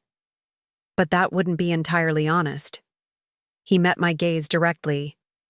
The truth is, I've spent most of my life taking shortcuts, claiming credit, finding the easiest path to success. It became a habit, a reflex. He shook his head. When I saw your breakthrough, I didn't think about the years of work you'd put into it, the late nights, the failed experiments. I just saw a finished innovation ready to be commercialized. That doesn't answer why, I pressed. Why risk our relationship, your reputation, everything, for something that wasn't yours? Because I was jealous, Ryan admitted quietly. You created something remarkable through sheer intelligence and perseverance. I've never created anything original in my life. I'm good at selling, at raising money, at marketing, but not at the fundamental innovation that actually changes the world. He looked down at his hands.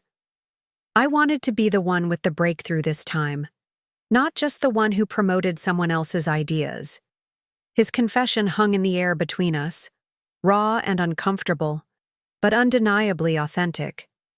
For the first time since discovering his betrayal, I felt I was seeing the real Ryan, not the charismatic entrepreneur or the contrite businessman, but the cousin I had grown up with, flaws and insecurities exposed.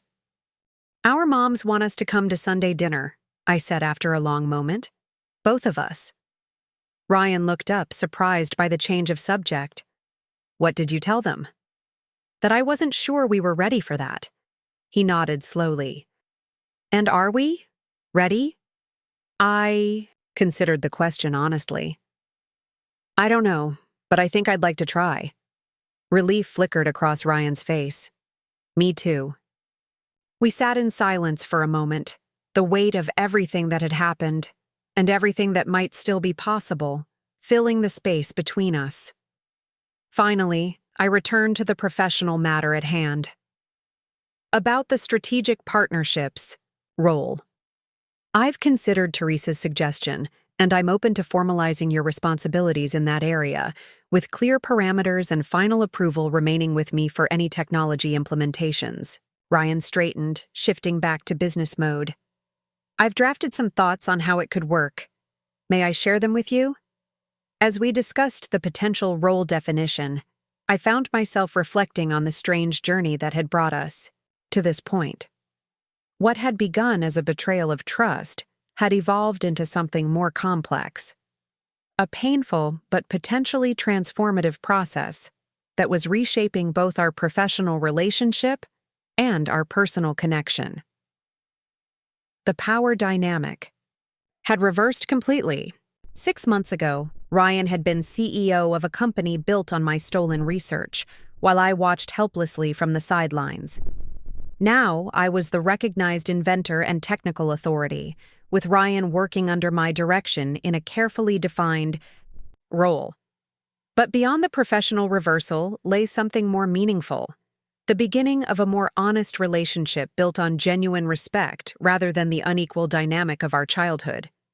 Ryan was finally seeing me clearly, not as his quiet cousin with a chemistry hobby, but as a brilliant innovator whose work was changing an industry. Whether this new foundation could support rebuilding our family bond remained to be seen. Sunday dinner would be a first test. Awkward and emotional, certainly, but perhaps necessary. For now, I would continue focusing on what mattered most, bringing my biodegradable packaging technology successfully to market, reducing plastic pollution, and making the environmental impact I had dreamed of since beginning this research journey 4 years ago. The personal reconciliation, if it happened, would unfold one careful step at a time, much like the development of my material itself. Some processes couldn't be rushed. Some bonds couldn't be forced. They required patience, proper conditions, and the right catalysts to form properly. As Ryan and I finalized the outline of his new role, I realized that in reclaiming my innovation, I had gained something unexpected. Not just professional recognition or corporate authority, but a deeper understanding of my own strength and values. Whatever happened next, that knowledge would remain, a foundation more solid than any material I could ever create in a laboratory. The Chicago Technology Awards Gala filled the grand ballroom of the Palmer House with a sea of formal attire and animated conversation. At a prime table near the stage, the Green Wrap team waited anxiously as the presenter approached the podium. We were finalists for Breakthrough Innovation of the Year, recognition that would further cement our position as leaders in sustainable packaging. The winner, for developing a truly revolutionary biodegradable packaging material that leaves no microplastics or toxic residue, is Green Wrap and Dr. Eleanor Martinez. Applause erupted around us. Dr. Foster squeezed my arm in excitement, while Teresa offered a rare, genuine smile. As I rose to accept the award, I caught Ryan's eye across the table. He nodded encouragingly, pride evident in his expression without a trace of the resentment or competitiveness that might have colored such a moment in the past. "Thank you," I began as I reached the podium, the crystal award cool against my palms. "This recognition belongs to our entire team at Green Wrap, who have worked tirelessly to bring this technology from laboratory concept to commercial reality." I proceeded with my prepared remarks, acknowledging key team members and articulating our vision for a plastic-free future. Public speaking had become easier over the past year, necessity forcing growth in areas where I'd once been hesitant. Innovation doesn't happen in isolation, I continued, departing slightly from my planned speech. It requires not just technical breakthroughs but also business acumen, market understanding, and strategic partnerships. I glanced toward our table. Green Wrap's success represents the power of collaboration across disciplines, when everyone contributes their unique strengths toward a common goal. As I returned to our table with the award, Ryan leaned over. "Great speech, though you left out the part about how your cousin stole your research and you had to stage a corporate takeover to reclaim it," he whispered with self-deprecating humor. Shook my head, a smile tugging at my lips despite myself. I figured that might dampen the celebratory mood. Ryan's ability to acknowledge his past actions with wry humor rather than defensiveness was one of many changes I'd observed over the past year. His role as Director of Strategic Partnerships had evolved into a genuine collaboration, his business development skills complementing my technical leadership in ways that strengthened Green Wrap substantially. The company's trajectory had exceeded even Teresa's ambitious projections. Our biodegradable packaging was now being used by 17 major clients across food service, shipping, and retail industries. Production capacity had expanded to 3 facilities across the country. Most importantly, an independent environmental assessment confirmed that our materials were performing exactly as promised, breaking down completely in natural conditions without leaving harmful residues. After the awards ceremony concluded, we gathered in the hotel bar for a celebratory toast. Teresa raised her glass. To Green Wrap's continued success, and to the unexpected journey that brought us here. The team clinked glasses, the mood buoyant with accomplishment. As conversations broke into smaller groups, Dr. Stevenson found his way to my side. "Congratulations, Eleanor," he said warmly. "Recognition well deserved." "Thank you for everything, Victor," I replied sincerely. Dr. Stevenson had transitioned from his initial role as my inside man to becoming a valued mentor as I navigated the complexities of corporate leadership. "I couldn't have done this without your guidance." "Nonsense," he countered with a smile. "You would have found another path to protect your innovation. Your determination was evident from the first day you joined my laboratory as a graduate student." From across the room, I noticed Ryan deep in conversation with representatives from Sun Valley Foods, our newest potential client and a massive player in the sustainable food industry. His natural charisma and authentic enthusiasm for our technology made him exceptionally effective in building these relationships, particularly now that he was advocating for my innovation rather than claiming it as his own. Your cousin has shown remarkable growth, Dr. Stevenson observed, following my gaze. Yes, I agreed. It's been surprising, Dr. Stevenson chuckled. I imagine reconciliation was not what you anticipated when you first discovered his betrayal. Not remotely, I admitted. I was focused solely on reclaiming my technology. The personal healing was unexpected. The journey toward rebuilding our relationship had been neither quick nor simple. That first Sunday dinner with our mothers 8 months ago had been awkward and tense, with conversation carefully skirting the uncomfortable realities that had fractured our family bonds. But it had been a beginning. The first tentative step toward something new. Subsequent family gatherings had gradually become less strained as Ryan consistently demonstrated genuine remorse through actions rather than words. In professional settings, he scrupulously credited me as the inventor in every presentation, introduction, and conversation. In family contexts, he allowed me space, never pushing for forgiveness or expecting immediate restoration of our former closeness. Slowly, dinner by dinner, meeting by meeting, a new relationship had begun forming. Not the uncomplicated trust of our childhood, but something more nuanced, with clearer boundaries and mutual respect. Your technology's impact continues to grow, Dr. Stevenson noted, bringing me back to the present. The environmental data from the first large-scale implementations is most impressive. Initial reports from independent researchers tracking our packaging's environmental performance had recently been published, confirming what my lab tests had indicated years ago. Unlike conventional plastics that persisted for centuries, our materials decomposed within the projected time frame, returning harmlessly to the ecosystem without microplastic residue. The ocean cleanup applications are particularly promising, I agreed. The marine-specific formulation is performing even better than projected in saltwater conditions. This variation of my original formula, developed specifically for marine environments, represented one of several innovations our R&D team had created over the past year. With adequate resources and a team of talented scientists, we had expanded the technology's applications far beyond my initial garage lab experiments. As the evening progressed, I found myself at the hotel's rooftop terrace, taking a moment alone. Amid the celebration, the Chicago skyline stretched before me, lights glittering against the night sky. A year ago, I could never have imagined standing here, an award-winning CTO, leading a rapidly growing company, seeing my innovation implemented across industries. Mind if I join you? I turned to find Ryan approaching, 2 glasses of water in hand. He offered one to me, a thoughtful gesture recognizing that I'd switched from champagne to water an hour ago. Thanks, I said, accepting the glass. Congratulations on the Sun Valley Foods connection. Teresa mentioned they're interested in a full-scale implementation. Ryan nodded. Their sustainability director was impressed with the ocean decomposition data. They want to transition all their seafood packaging to our marine formula by next quarter.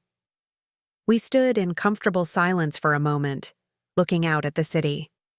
So much had changed since that moment a year and a half ago when I'd shown Ryan my breakthrough in my garage lab, never imagining he would take it without permission. I've been meaning to ask you something, Ryan said finally.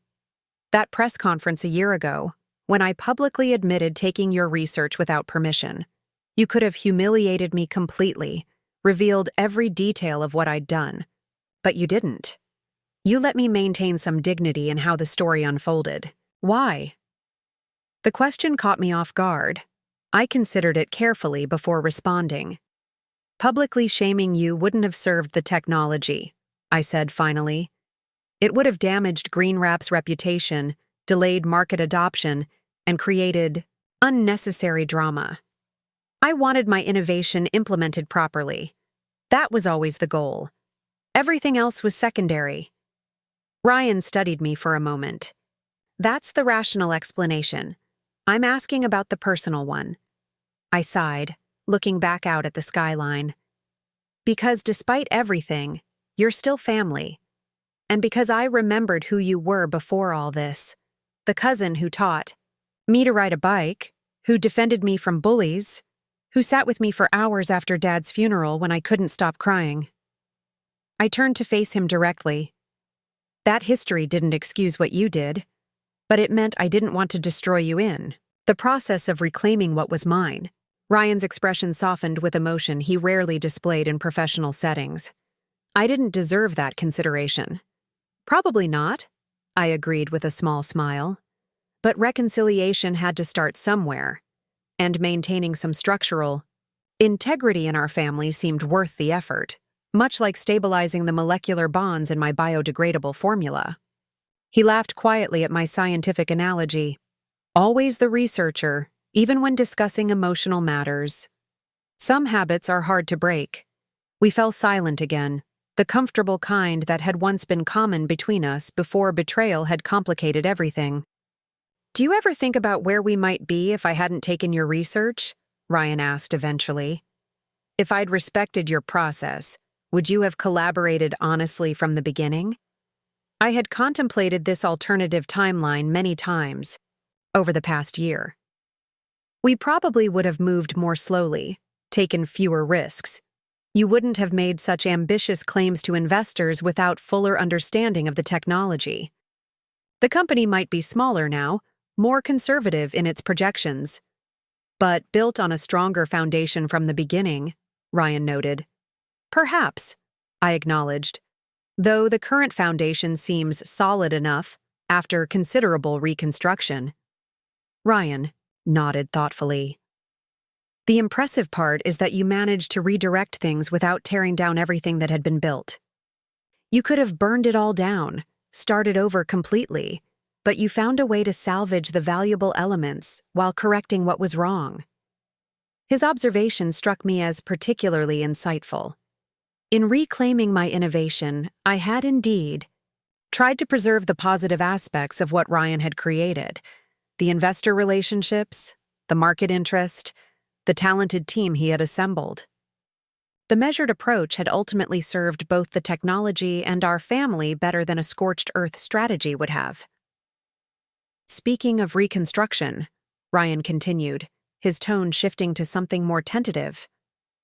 Mom mentioned you might come to the lake house for the 4th of July weekend. The whole family will be there. The annual family gathering at our grandparents' lake house in Wisconsin had been a tradition throughout our childhood.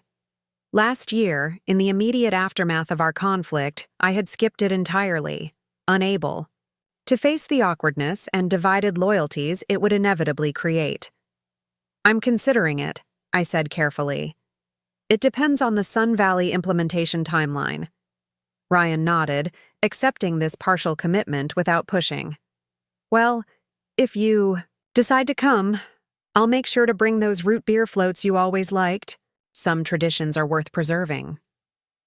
The small gesture, remembering a childhood favorite, touched me more than I expected.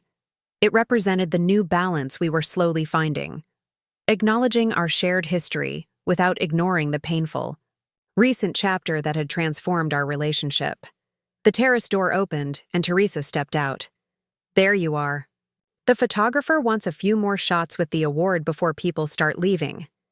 As we headed back inside, Ryan paused. One more thing, Ellie. I never properly thanked you for the second chance, professionally and personally. I know it. Wasn't something I had any right to expect. Make the most of it, I replied simply. That's enough, thanks. The following morning, I arrived at Green Wrap's offices early, the award now displayed prominently in our reception area. The quiet before regular business hours had become my favorite time to work, a chance to focus without interruptions before the day's meetings began. To my surprise, Dr. Foster was already in the research lab, examining samples from our newest formulation under a microscope. Couldn't sleep, she explained when I greeted her. Too excited about these preliminary results. She gestured for me to look at the microscope images. The new agricultural waste component is integrating even more effectively than projected. Decomposition rate is accelerated by approximately 12% without compromising structural integrity. I examined the data with growing excitement. This refinement could make our packaging even more attractive for composting applications, further reducing environmental impact. We should run additional humidity variation tests, I suggested. If this holds up under diverse conditions, it could be implemented across the full product line. Dr. Foster nodded eagerly. I've already scheduled the environmental chamber for testing this afternoon. As we discussed testing protocols, I reflected on how far we'd come from those early days when the technical team was struggling with an incomplete formula. Now we were pushing the boundaries of the technology, exploring new applications and refinements that went beyond my original garage lab breakthrough. By mid-morning, the office was bustling with activity. Our marketing team was preparing materials for an upcoming sustainability conference where I would be delivering a keynote address. The production department was coordinating with our newest manufacturing facility in Oregon. The business development team was reviewing proposals for potential international expansion. During our weekly leadership meeting, Teresa presented the latest financial projections. Based on current growth rates and the pending Sun Valley contract, we're on track to exceed our annual revenue targets by 38%. The board is discussing accelerating our expansion plans accordingly. Ryan followed with updates on strategic partnerships. 3 new potential clients contacted us after last night's award announcement. The technology's credibility is reaching critical mass in the industry. I shared the promising early results from Dr. Foster's lab, carefully explaining the technical implications in terms the non-scientists could understand, another skill I'd developed substantially over the past year. As the meeting concluded, Teresa held me back. The board wants to discuss your equity increase at next week's meeting. Based on the performance metrics established in your agreement, you've more than earned the additional 11% ownership stake. This would bring my total equity to 51%, majority ownership of GreenWrap, as originally envisioned in my confrontation with the board a year ago. They're also prepared to discuss taking the company public within 18 months, Teresa added. The trajectory and market conditions support a very favorable IPO. The news should have felt like the ultimate vindication, complete ownership, control of my innovation, and the prospect of a highly successful public offering. Yet my response was more measured than I might have anticipated a year ago. Let's review the expansion plans before making any decisions about timing, I suggested.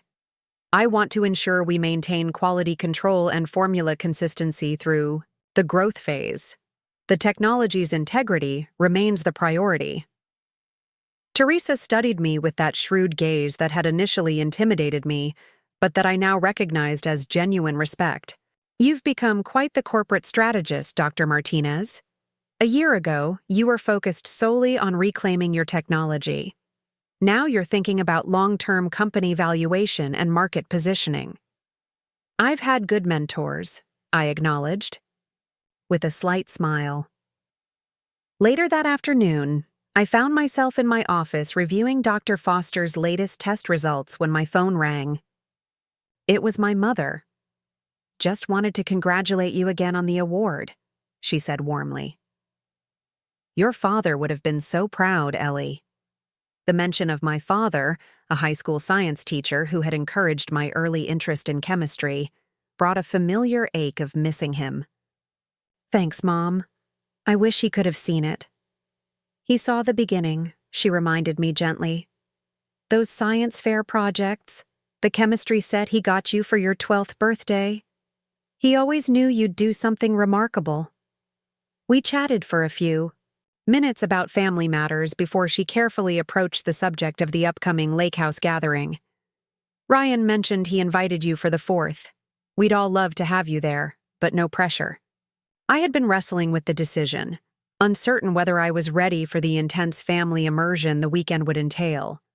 But in the light of recent developments, the award, the promising test results, the potential majority ownership, I found myself more open to the idea than before. I'm planning to come, I told her, the decision crystallizing as I spoke, assuming no production emergencies arise. Her delight was evident. That's wonderful. I'll let everyone know. It'll be just like old times. Not quite like old times, I thought as we ended the call.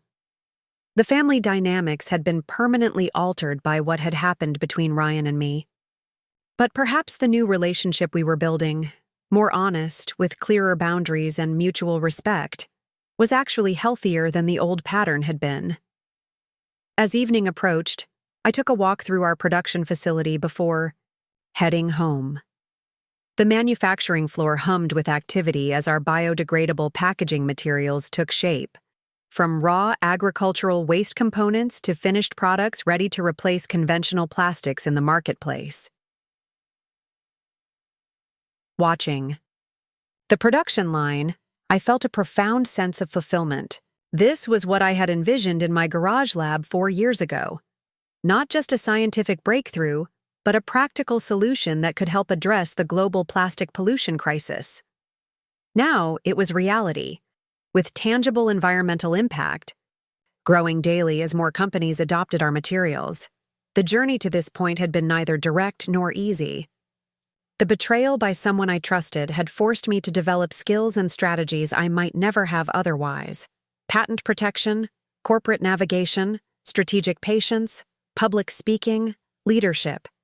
The painful experience had ultimately made both me and my innovation stronger. As I prepared to leave, I noticed a framed document hanging near the facility entrance that I hadn't seen before. It was the original patent certificate for my biodegradable packaging material, with my name clearly designated as the inventor. Beside it hung a simple plaque with a quote, "The most valuable innovations aren't just about what we create, but how we protect and implement them." I recognized my own words from an interview I had given to Sustainable Business Today months ago. Someone, Ryan perhaps, or Dr. Foster, had thought them worth preserving as a reminder of our company's foundation. The gesture brought unexpected emotion. From watching helplessly as someone else claimed my innovation to seeing my name and words prominently acknowledged in the company I now led, the transformation was complete. That evening, as I worked in my home office reviewing the next day's presentation materials, I came across an old notebook from my garage lab days. Flipping through the meticulously documented experiments, failed attempts, and incremental breakthroughs, I was struck by how much had changed, and how much remained the same. My core values, scientific integrity, environmental responsibility, proper documentation, hadn't wavered through the tumultuous journey. What had changed was my understanding of what was necessary to translate innovation from laboratory concept to real-world impact. The business skills, market awareness, and strategic thinking that I had initially dismissed as secondary were in fact essential companions to technical excellence. My phone chimed with a message from Ryan. Sustainability Council just named Green Wrap to their top 10 Earth-friendly innovations list. Another win for your technology. I smiled at his careful wording. Your technology, not our company or the technology. Even in casual communication, he maintained recognition of my ownership of the innovation. It was a small thing, but meaningful. Evidence of genuine change rather than merely strategic compliance. I replied with a simple, great news. Credit to the whole team for implementation. Because that much was true. While the core innovation was mine, its successful market adoption had required contributions from many people, including Ryan. His business development skills, properly channeled and ethically applied, had genuinely accelerated our impact. As I prepared for bed, I glanced at my calendar for the coming month. The 4th of July weekend at the lake house was now marked as confirmed, a small step toward family healing that felt appropriately timed. A year ago, I couldn't have imagined sharing space with Ryan without simmering resentment. Now, while our relationship would never return to its former uncomplicated state, we had found a new equilibrium. Professional respect, layered with cautious personal reconciliation. The journey had come full circle in many ways. From the excitement of my breakthrough discovery, through the betrayal and strategic patience, to the public confrontation and resolution, and now to a point where my innovation was successfully implemented under my leadership while family bonds slowly mended. The most valuable lesson hadn't been about patent protection or corporate strategy, though those were certainly important. It had been about recognizing when to fight for what's rightfully yours, and when to create space for redemption and new beginnings. As I drifted toward sleep, I found myself thinking about those agricultural waste components that formed the foundation of my biodegradable material. They had once been discarded, considered worthless, until someone recognized their potential and transformed them into something valuable. Perhaps relationships could undergo a similar process. The broken pieces composted into something new, different from the original but with its own strength and purpose. Tomorrow would bring new challenges, production scale-up, client implementations, research refinements. But the foundation was solid now, built on authentic innovation, proper recognition, and ethical leadership. Whatever came next, I was prepared to face it, not alone, but with a team that respected my vision and a family slowly finding its way back to connection. The journey of reclaiming my innovation had transformed not just my professional life, but my understanding of who I was and what I was capable of. In standing up for my work, I had discovered strengths I hadn't known I possessed, and built something far more significant than I had initially envisioned in that garage lab 4 years ago. Sometimes the greatest innovations aren't the materials we create, but the paths we forge in bringing them to life. And in that sense, the complicated journey had been worth every difficult step.